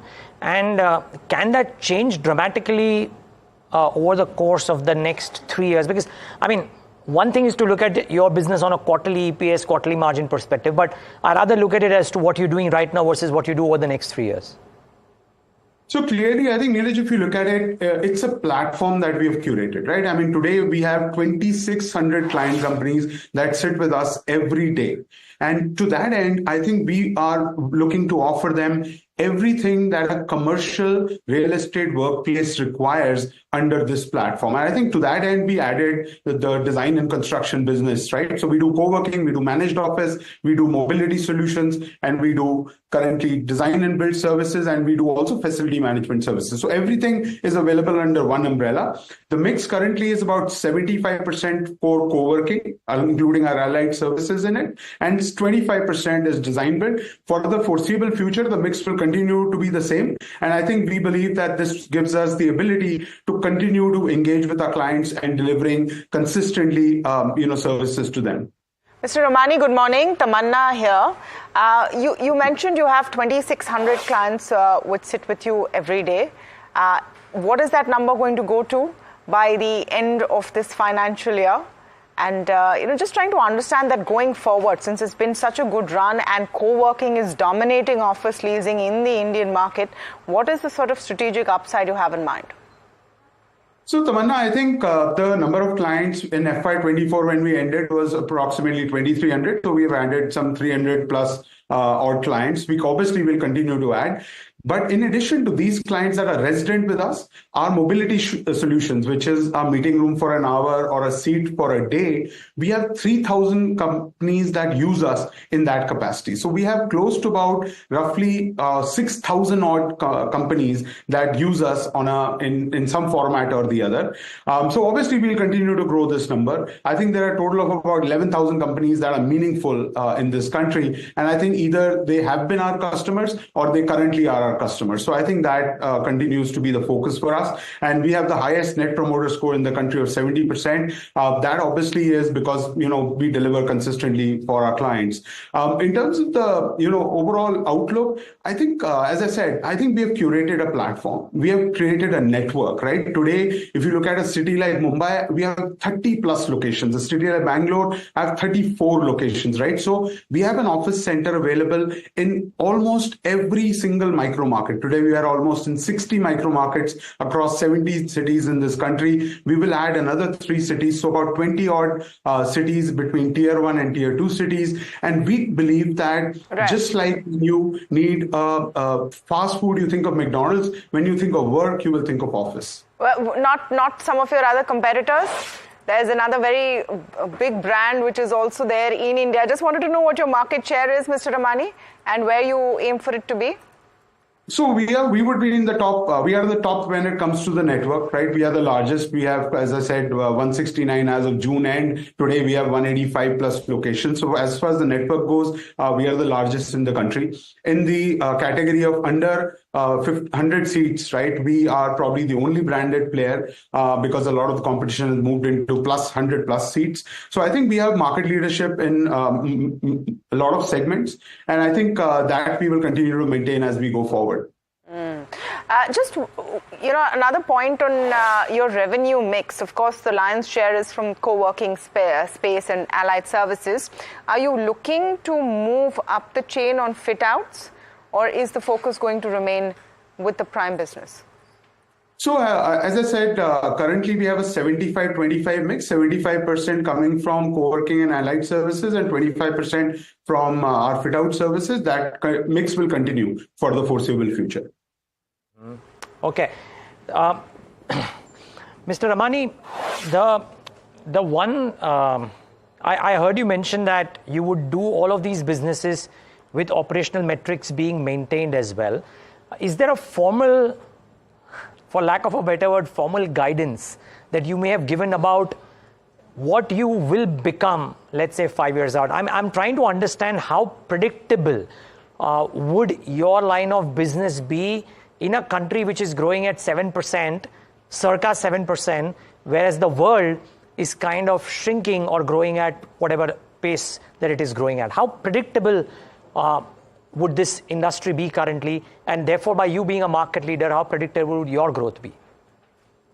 So, Niraj, I think the India growth story is intact, right? I think even with the global headwinds, I think today also we see, India continuing to grow at a very, very fast pace. We are a under-commercialized market as compared to the world. If you put out the whole New York City 6 boroughs, right, it's 450 million square feet. All of India put together, commercial real estate, is 850 million square feet. So I think we are just starting. We're scratching the surface when it looks at continued growth for the commercial real estate market. As far as the flex industry goes, we are currently established, right? I mean, if you look at today, enterprises or large corporates make 65% of our business, right?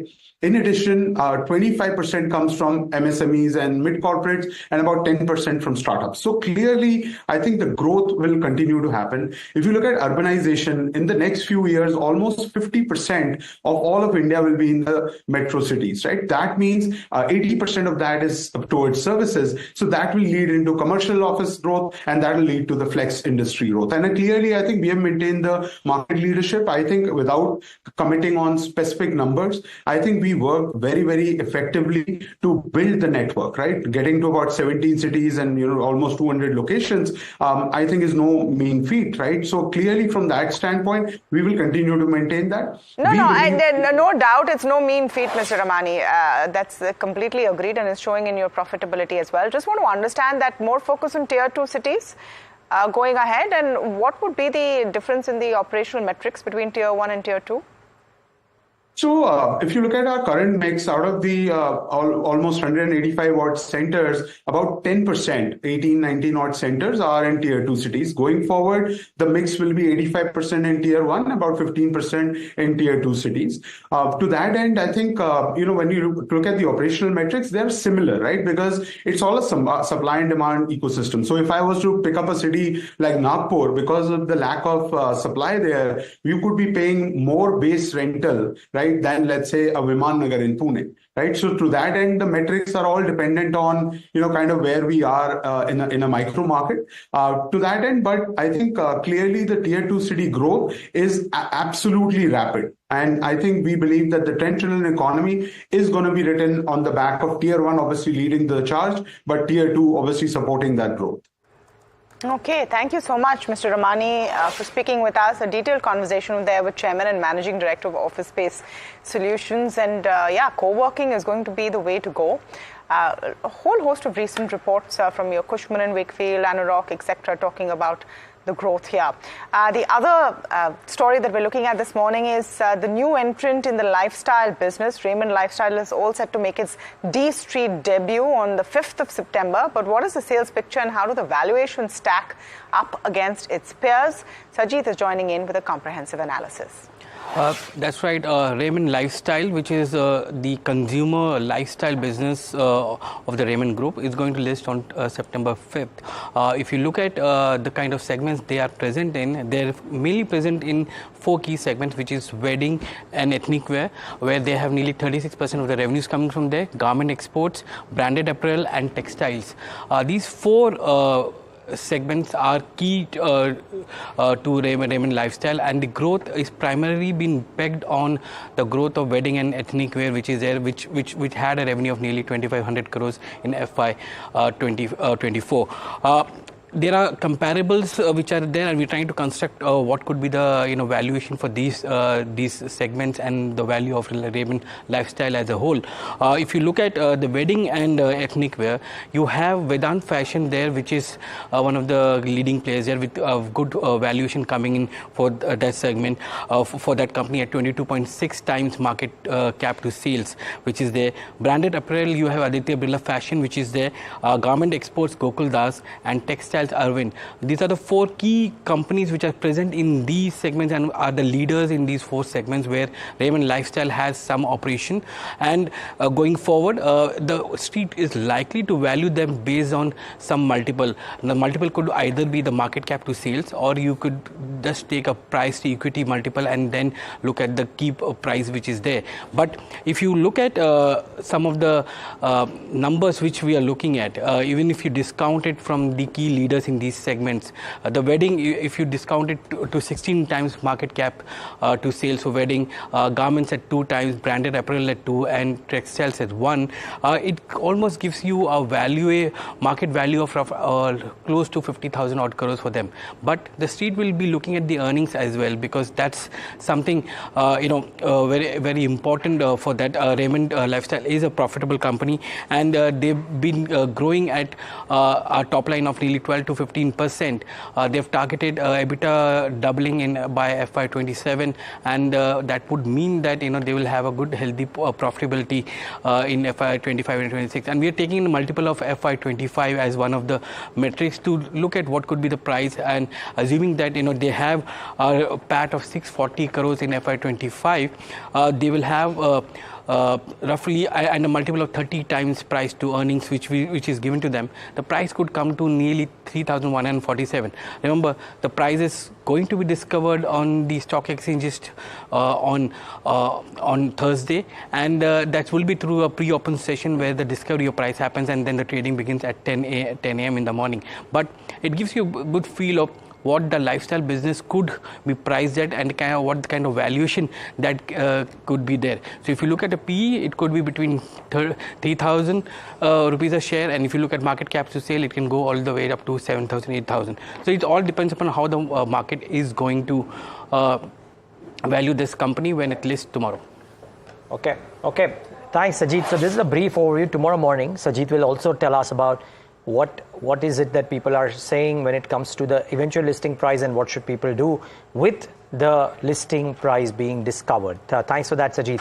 More news and developments. The summit of the PowerGen India and the Utility Week 2024 starts today. I think the third summit. My colleague Vikas Srivastava joins us from the venue to highlight what's on the agenda this year. Vikas, good morning. Yeah, hi. Niraj, this 3-day event is basically seen as a mega summit on power sector, which will be from 4th to 7th September. And we'll see, basically the theme of this event is to explore, collaborate and access through green energy transition.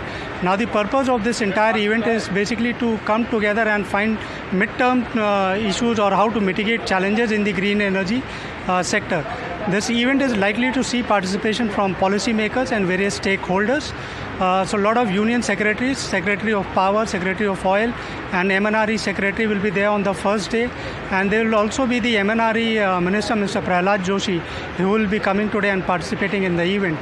There is likely to be close to 8,000 plus professionals who will be participating in this. There will be more than 200 delegates and 200 exhibitors over here. So they will be deliberating mostly on topics ranging from empowering green energy transition and independence, looking at automation, smart grid, smart metering and setting up the infrastructure, even in the green hydrogen space and the allied subjects. Now, it should be noted that, the Indian government has set a target of meeting its 50% of power requirement through non-fossil fuel sources by 2030. And they also want to become net zero by 2070. So events like these are basically to look at mitigating these challenges in the sector in the midterm. And we are here for the next 3 days and we will be bringing you comprehensive coverage and official interactions from the event. So stay tuned to NDTV Profit. Yeah, back to you, Niraj. Most certainly, Vikas. Looking forward to some of those conversations. I know you will grill those companies very, very well. So, but I mean, learn a lot from them. We will once these interactions happen. Okay, about a minute left and we're about to get in the management of Bajaj Housing Finance, because remember that's the big hot IPO which has had implications on the listed space stocks as well. So Atul Jain, MD of Bajaj Housing Finance, would be just joining us, and in fact a conversation that he's had on the numbers, on what could happen in the times to come for Bajaj Housing Finance. It's an important conversation and an important IPO starting next week. Let's listen in. We are a growth company. We have been growing in our past history, which is 6 to 7 years we have grown, and we have been requiring capital. We require capital to grow and keep on meeting the capital adequacy norms. So so far we had been raising money through our parent, which was through the rights issue to the parent at a 100% subsidiary. Now at this size, we believe that the company is rightfully sized to go public on its own, and for the capital needs involve a larger group of stakeholders and shareholders than the parent company only. So that's a reason for an IPO. The primary money we are raising is for meeting the future growth requirements of the company. And secondary is a combination to meet the minimum regulatory listing requirements. Okay. Coming to the listing requirements of the Reserve Bank of India, and of course you were part of the list of the top, the largest NBFCs in the country, which were mandatorily required to list. Had that not been in place, do you think that the listing would have taken a little bit longer than current? So it would have probably nudged us at that point of a time to start considering at a bit early, but given the size, and if I have to just take you there, the requirement of listing is till September 30th, 2025. Okay. So technically, if we are pushed by that, then we should have waited for 1 more year. Okay. But we felt that, yes, of course, the thought process got nudged when we got classified as an upper layer, but at this point of a time, we thought that it is a rightfully sized, and if you have to do it, then do it early and involve larger shareholders in the growth of the company. Okay. In recent times, we've seen some smaller housing finance players, mostly operating in the small towns and rural areas. This is probably the first large enough housing finance company that's coming to the market after a fairly long period of time. I wanted to get a sense as to what, to your mind, the housing finance market looks like. What does the competitive landscape look like to you? See, mortgage is one of the largest asset class anywhere in the world, and that holds true for country as well. It's the largest retail asset class, and the opportunity to grow in various facets or various segments of mortgage is very, very high. In each of the segment, even the segments what you refer as the segments in there, each segment in the mortgage industry itself is a very large segment to cater to, and the companies choose the segment where they deem appropriate to do that. We had chosen that we will be in all segments of a mortgage, and within all segments of a market, we will be in all sub-segments. So we are in fact a fully integrated and a full mortgage product suite company. To an extent, yes, because that's our strength. A diversified asset portfolio and a full asset class of a mortgage is our strength compared to a few players which are our peers and who may not be in the all domains. Within mortgage space, weight of a segment and a sub-segment depends upon our point of view at that point of time, a return versus risk. Mortgage as a space, given the largest asset class, is of course very, very competitive, partially commoditized as well, because each bank, each HFC, anybody who wants to grow big in the country in financial services wants to be in mortgages. So that competitive landscape remains, and we hope to do well in this competitive landscape itself. Okay. I want to touch upon the core business of Bajaj Housing Finance, but before that I want to talk to you about the pricing of this issue. The price band that you've set for the investors is 66 to 70. Coming to the valuation, that was about 3.7 times price to book is roughly what the number looks like. To your mind, do you think that you've left enough for the investors on the table? Do you think that there's enough room for these retail investors and these small investors who will enter the IPO for them to keep growing that investment?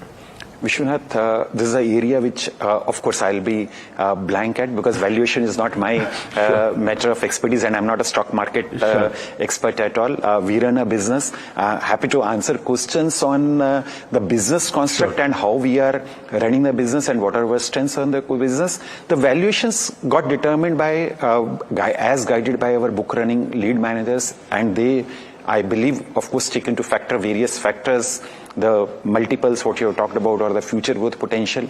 I'm assuming that they had factored all that, because we have a large number of our lead managers and who are very reputed and have a large experience in the field.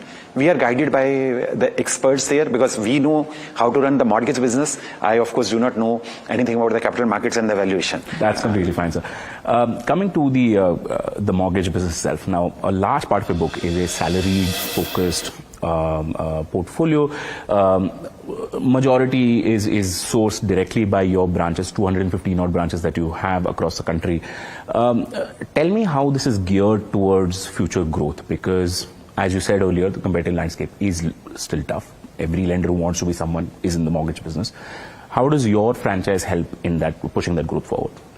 So Vishwanath, we are, like I called out, we are present in all segments of the market and all sub-segments. And within segments and sub-segments, at a point of a time, depending upon the return risk metrics and depending upon what you perceive as to be doing better for the overall growth of the company, you put more weight on. So a larger part of the book had been salaried or has been salaried, but we are present across all segmentations. The branches for us are largely our front offices in that sense, because we run a diverse, dispersed system in the front end, and we run by and large centralized mid office and back offices. So branches for in our context is largely a place where sales teams come and they operate from the sales team.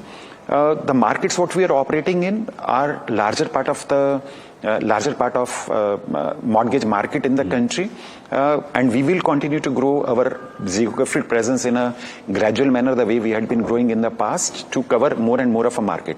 Within the segments and sub-segments, to your question on saying that depends on the point of a time. At a point of a time, if you look at our portfolio mix as this point of a time, like I called out, that probably we are one of the most diversified and in a way optimized portfolio in a housing finance companies, because there is a regulatory requirements of your 60% of the assets has to be residential, and out of that 50% to be individual home loan of your total assets.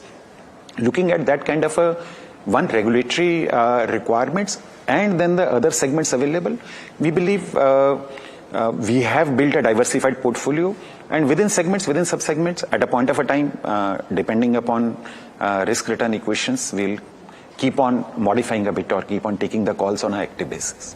Right. In mortgages, the one growth area, I mean, since obviously everything is growth area, considering that penetration of mortgages is not very high in India compared to some of the other larger markets. Having said that, one of the areas that a lot of housing finance companies have been pushing for is affordable as a business unit, because that's where the hunger for a home loan is higher. What is your current concentration? How do you see the affordable housing piece going forward? Each market, you are rightly called out, Vishwanath, that each market has a huge potential for growth. Affordable, again, as a segment, I think has been growing very well. And there are a lot of players who are specialist players who have focused on that segment. We also are, but we do it in a very, very small way, because our dominant focus had been, like you called out, on the salaried segment and towards larger, or what we call it, prime. There is no exact definition of a prime, but we call it a prime markets. But there is a mix. As we go forward, as we learn the art of doing, because there are niche skills and there is a niche skill set which are required, we will continue to balance the portfolio in a manner where we cater to each and every segment and each and every part of the market space, because there's no market space we would want to leave. We'll want to cater there, but the pace can be different between affordable and non-affordable, and I believe there are players who are specialists there. There are journalists. We want to be present across segment, and of course we'll gain share there as we go. We'll look to gain as we there in affordable as well. Okay.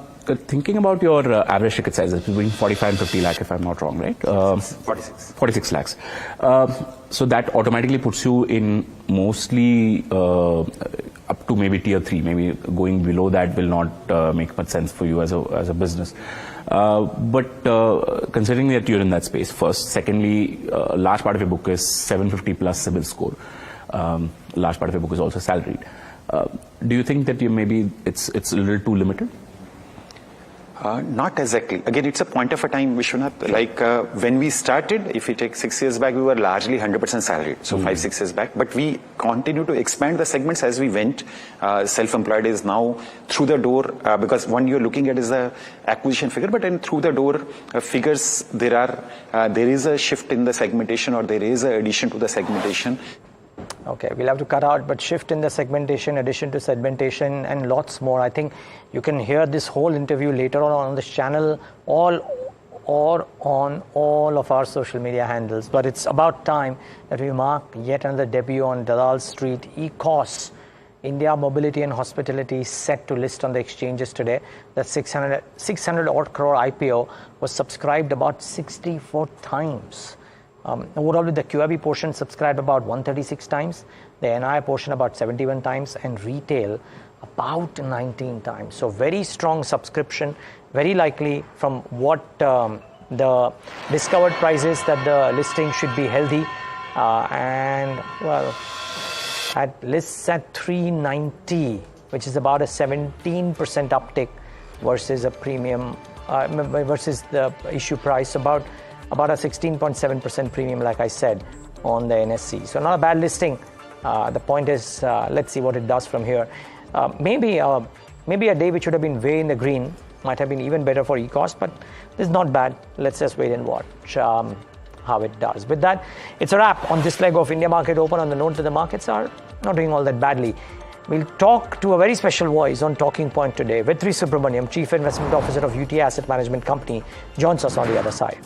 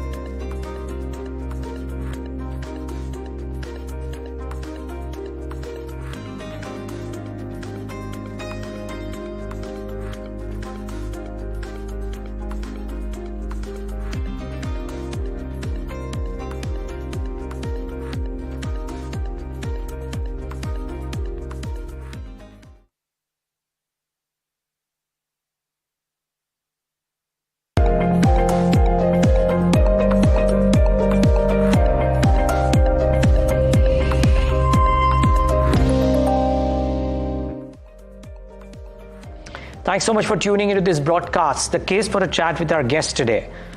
I really want to ask him if rate cuts, potential rate cuts, if they come, or the festive cheer, can it spur the sluggish growth scenario? Because it is starting to look, at the margin, a bit worrying.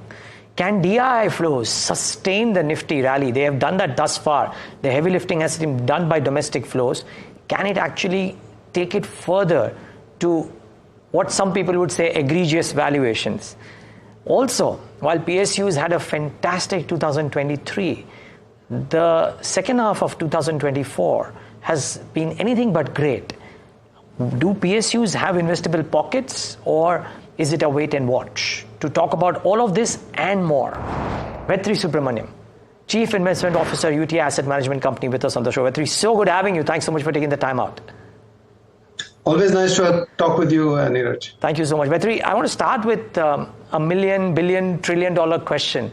A lot of bulls have been mentioning that we are closer to the Fed easing cycle, and that by itself at large should be constructive for risk assets. The overhang from the US elections will also go away in November, and assuming it's a market favoring verdict, there are multiple cues which might actually spur risk assets further. Do you agree, or is it not as simple as this? Well, I think, the broad perspective that, yes, we may have seen a peak in the rate cycle in the US is certainly good for the economy. But as far as risk assets are concerned, I would actually submit that it looks like, the risk assets have already climbed that wall of worry. Because remember, it was way back in 2021 when we started to deal, with the prospect of significantly higher rates. And that did trouble the markets for almost about a year, or maybe slightly less than a year. But markets stopped responding to rate hikes even towards the end of the rate hike cycle. And if anything, they've actually powered to not just new price highs, but also significantly higher valuation levels in the expectation of rates starting to go down at some point of time. So I would actually say the rate cut cycle is pretty much in the price. I'm not sure there is any scope at this point of time to suggest that because rates go down, you will further see assets getting marked up. Why? Because it's already happened. The market is already looking forward. It's already factored this. So in which case, Vetri, assuming that the economies, both West, China, and to an extent we are starting to see good growth. Moody's has upgraded India growth, but telltale signs from auto companies, etc., seem to suggest that there is a bit of not a growth scare really, but a wrinkle on the banana peel, if you will, kind of a scenario emerging. What do equities by and large do when growth is not quite there, but there is an easing cycle? So we've rallied. Do we correct, or do we maintain those levels and valuations? There are many elements to the question you're asking, Niraj. And first of all, I would say it is not even clear that we are in a synchronized growth cycle across the world. True. China has been having its own issues, and their growth cycle is currently completely disconnected with whatever is happening in other parts of the world. I would also submit that if you look at India, maybe because of the policy mix that we used, the fiscal conservative, not very aggressive on the monetary side, our growth cycle came out and it has sort of held up at a reasonable level, very different from what's happened in the West, where excessive monetary and fiscal stimulus is causing them to have to deal with the ill winds which have been caused by those set of policies. So this is a very desynchronized growth cycle across the world. I'm not sure I would, look at, let's say, very simplistically, either the rate hike cycle which followed going back to 2001 where you saw a synchronized growth cycle and a rate cycle across the world. Neither is this a crisis period like post-pandemic where rate cycles and growth cycles were coordinated. So my submission would be you've got to maybe look at each market very differently because the combination of policies and the position in the rate cycle is different.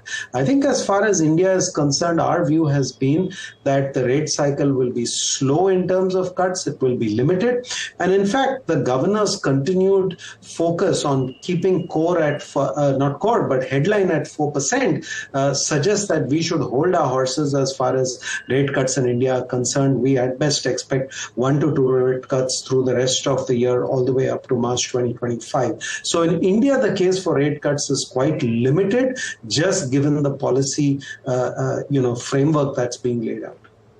Got it. But okay, so actually what I meant to say was that because the West and China are reeling under some growth pressures and India too has come off a little bit, that plus the view that you just expressed specifically about the Indian growth, but I mean, that and the Indian rate cycle, wherein it might be shallower and maybe later than what the Fed does, what happens to equities then? They've climbed the wall of worry. Do they stay high, aloft? Or do you see a sense of a corrective move coming? Because people have been talking about a correction, waiting for a correction. It's not coming. Well, to call a correction is virtually impossible. Yeah. That's been experience over the last 30 years. But what is always true, Niraj, is that forward returns are very often correlated, certainly at a market level, to your starting point in terms of valuations. So my suggestion to people would be that rather than focus on what will cause a correction to come, when will the correction come, there is a simple way to get past this. Focus on what is within your control. What is within your control is your asset allocation.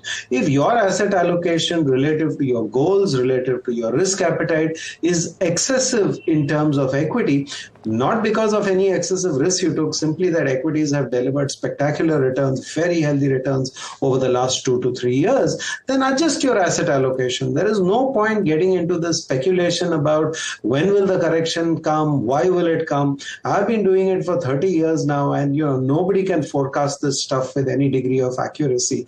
And I've always said this, valuations are not like a school bell, right? Because school bells have a certainty associated with them. When they ring in the morning, you assemble at school. When they ring in the evening, you disperse from school. Valuations tell you there is risk in the market or there is a low level of risk in the market, but they are not a school bell. But it is up to you to arrange your affairs and take care of them by adjusting your asset allocation. And that is what I would encourage people to do. I think beyond a point, the speculation about why correction, who will buy, when will the flows come, this is all, beyond the point. Have you guys taken any cash calls, Vetri? Just trying to understand. Good question, Niraj. In the pure equity funds, we don't take cash calls. Typically our cash levels are, 2 to 5%. It's still very well within that range. But of course, we do run certain asset allocation strategies where we take the responsibility for asset allocation, right? So in a range of between 20% equity to 80% equity or 30 to 90% depending on the strategy, we are currently at about 45% equity, which means it's less than the neutral weight that we could have towards equity. So in a way, our asset allocation model is currently underweight equity relative to the midpoint that we could have. And that's largely driven by the fact that forward outcomes at an asset class level have not been very favorable for equities from this starting point in terms of valuations. To be fair, the model has been saying this for many months now. A year ago, we used to be at almost 65% equity allocation. It's continuously dropped as valuations have moved higher to about 45% today. So that's the message from asset allocation, and that is what I would encourage investors to look at. Got it. Okay. I was trying to understand what would, to your mind, be the right asset allocation framework. By the way, you're giving us some fantastic acronyms, I must say, from Tina to Tara. I remember in 2023, independent of how you said it worked out, or today, that valuations are not like school bells. Pretty interesting stuff, Vetri. Okay. I want to move to some specifics, Vetri. A couple of sell-side notes that have come out in the last few days and the bank credit growth data that has come out seems to suggest some pain out there, maybe for growth at large, but definitely for credit growth. Now, I've heard extreme calls as well, wherein some very large marquee fund managers, not mutual fund managers, but portfolio managers, PMS side, were not necessarily, benchmark per se, are saying that our exposure to private banks or PSU banks is at the lowest that it's ever been because the credit growth cycle doesn't look too appealing, never mind the fact that the valuations are attractive. How do you look at credit growth in general and private banks in particular currently? Sure. Well, interesting question. We actually just opened a NFO for an index fund which only invests in private banks. Okay. And I've spoken about this earlier as well. If there is one sector where we have comfort in terms of valuations, it is actually the entire banking and financial services space in general. This is one of the few sectors in the market, and thankfully it's also a large sector in the market. So we can put money to work in this area because here we have valuation comfort. Well, is credit growth slowing? Of course it is, but I would also submit that it had been very high. Remember, nominal GDP growth, even if you look at the release which came out for GDP growth, nominal GDP growth is currently below 10% in the economy. So in the context of nominal growth being below 10%, a 13 to 14% credit growth is quite comfortable. Remember, RBI itself has been, sort of tackling some parts of the economy or some segments of lending where it had been growing very rapidly. They've actually tried to get people to pull back on that. So there is both an impact of slightly slower growth in the economy as well as actions by RBI which are causing this credit growth to come in slower than where it was a year ago. But I don't see that as anything more than cyclical. And I would actually submit that if credit growth were to turn down significantly, we would have a lot more to worry about because that would be an indicator of significantly slower growth. And significantly slower growth is going to hurt the areas which are priced for growth rather than an area which is not priced for growth. So, my investing philosophy for many years, Niraj, has always been that cheap valuations or attractive valuations are a function of the market being unable to look beyond current data, but that is where the opportunity is. The opportunity is not where the market perceives the future to be bright and blue skies, and then it's already priced to perfection in those areas. So it's a question of how you think about investing. There are issues in banking, but I'm happy that there are because it's giving me that opportunity to get invested in an area where I have valuation comfort.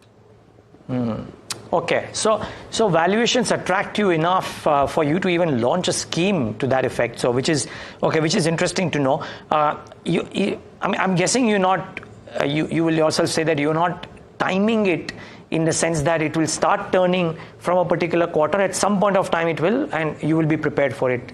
Something like that. Yeah, fair point, Niraj. I don't think any of us can call inflection points to a T. Again, the school bell analogy is very apt over there. But in fact, interestingly, we just launched two strategies, both in the index fund space, which I would say are both out of favor at the current point of time. One is the private bank index, where we think the fundamentals of the banks are very healthy, and at the same time valuations are attractive and below long-term average. The second strategy that we launched is again an index fund, but this is a factor-based strategy, which is actually the Nifty 200 Quality 30 strategy, which means that it selects companies which essentially are identified with quality, which means these are high ROE companies, these are companies with low EPS variability, and these are companies with low debt to equity. Now, if you think about quality as a factor, Niraj, if I go back 5 years, it was all about how quality was the only way to invest and value was an outright disaster. 19 to 24 has been phenomenal outperformance by value, and particularly in the last 2 years, value has crushed quality. But again, for that very same reason, we do think that this is an attractive point to start increasing the allocation towards quality, and that's why we've launched the Nifty 200 Quality 30 strategy. So is there an element of timing? Perhaps there is, but I'm not going to say this is the moment. But I think the window over the next 6 to 12 months is great, both for the private banking strategy as well as for the quality. And, these are two index funds people might find interesting to just diversify their risk in their portfolio, particularly given the composition of what has done very well over the past 2 to 5 years. Got it. Okay. The other aspect is consumption. Now, a lot of funds and a lot of data flow seems to suggest that people are buying the last 1.5, 2 years of underperformance of staples, other consumer names, again in the hope that at some point of time, government spurred or otherwise, consumption will see a bit of a comeback. Plus, on a theory of relativity to the past, valuations seem okay. Do you concur here, or is that argument not good enough? Because it's not been good enough in the last 12 months per se. Sure. I'd say it's a little bit of a relative argument, and maybe it echoes back to what I said earlier about quality index, because remember, a lot of those quality companies tend to come from things like consumer and staples businesses. But specifically talking about consumer staples and discretionary, look, we know that post-pandemic, companies which were selling more to high-end consumers have done far better. But, staples has been a little bit of a pain point. Also, discretionary, while it came out of the pandemic extremely strong, has been very sluggish over the last 2 years. So to my mind, in consumer, the opportunity is more relative. It is more defensive. I think in staples, you will see a little bit of an uptick, because beyond a point, how much can people actually cut back on staples expenditure? You can't. So I do think the outlook for staples is slightly better. And particularly if we see a good, sort of agricultural upturn, the portents for that are still not very great, because global agricultural prices are actually quite weak at this point of time. But if we do see a bit of an uptick over there, then I think staples can give you a little bit of a surprise. But I would not expect it to be very dramatic, because, these are middling in terms of their growth prospects, and they will not change dramatically because it is staples by definition. Okay. Vetri, the other aspect is on consumption, which might see a bit of a spurt due to rural coming back, due to festivities, or themes benefiting out of this consumption. I mean, restaurant companies or restaurants are not quite benefiting, but a Zomato is, a Swiggy is, or travel portals are doing very well consistently with hotels also. Maybe at some point of time, hotels, because of the base effect, see a bit of a pause, but these guys might continue because tourism is alive and kicking. Just trying to understand, how do you think about this discretionary consumption space? There are pockets which have done well, Niraj, but again, I would say, maybe there's a little bit of rotation just in terms of what the consumer is spending on, and some of the trends you're talking about relate to that. But overall, I would say consumption growth has been slightly disappointing. We're just starting to look at some of the auto numbers as they come through for the current, for the month gone by. And they're not too exciting, and they're suggesting that at the margin, trends in terms of consumer discretionary are not particularly great. You may have one or two companies doing exceptionally well, but at a sector level, I would not call this out as a sector which is, particularly, attractive in terms of a change in underlying trend growth rates. It's funny that you mentioned travel and, discretionary spend. At least in the US, if you look at some of the data that's come out in company calls over the last quarter, they're actually calling out a significant slowdown in both air travel as well as travel spending in general. So I wonder if we'll start to see echoes of that in India as well. Remember, the big element for travel has actually been pricing, but we've seen this in the past as well. If you use the pricing lever very aggressively, at some point the volumes itself then start to sort of come under pressure. So I do start to worry that this might be something you'll see in the travel sector as well in the near future.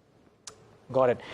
The other aspect is, how do you think about what could happen to some of the themes which have been touted to be multi-year themes, because the government has made promises at global forums, let's say about climate change, this whole and therefore power, or this whole policy about defense, which had gone quiet for the last 3-4 months, maybe because of the election season otherwise, but the order books are brimming, as are the valuations, of course, but the order books are brimming. So I'm just trying to understand, what do you think of some of these pet themes in the new 5-year term or the third 5-year term of the NDA?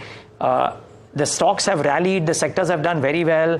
Is there more steam left on a multi-year basis, or should people limit their exposures there? Sure. Well, first of all, I think if you're thinking multi-year and you've got valuations which are in fairly aggressive level.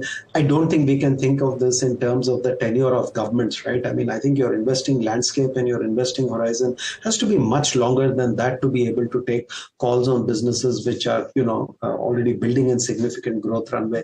Again, Niraj, I've just been around for way too long.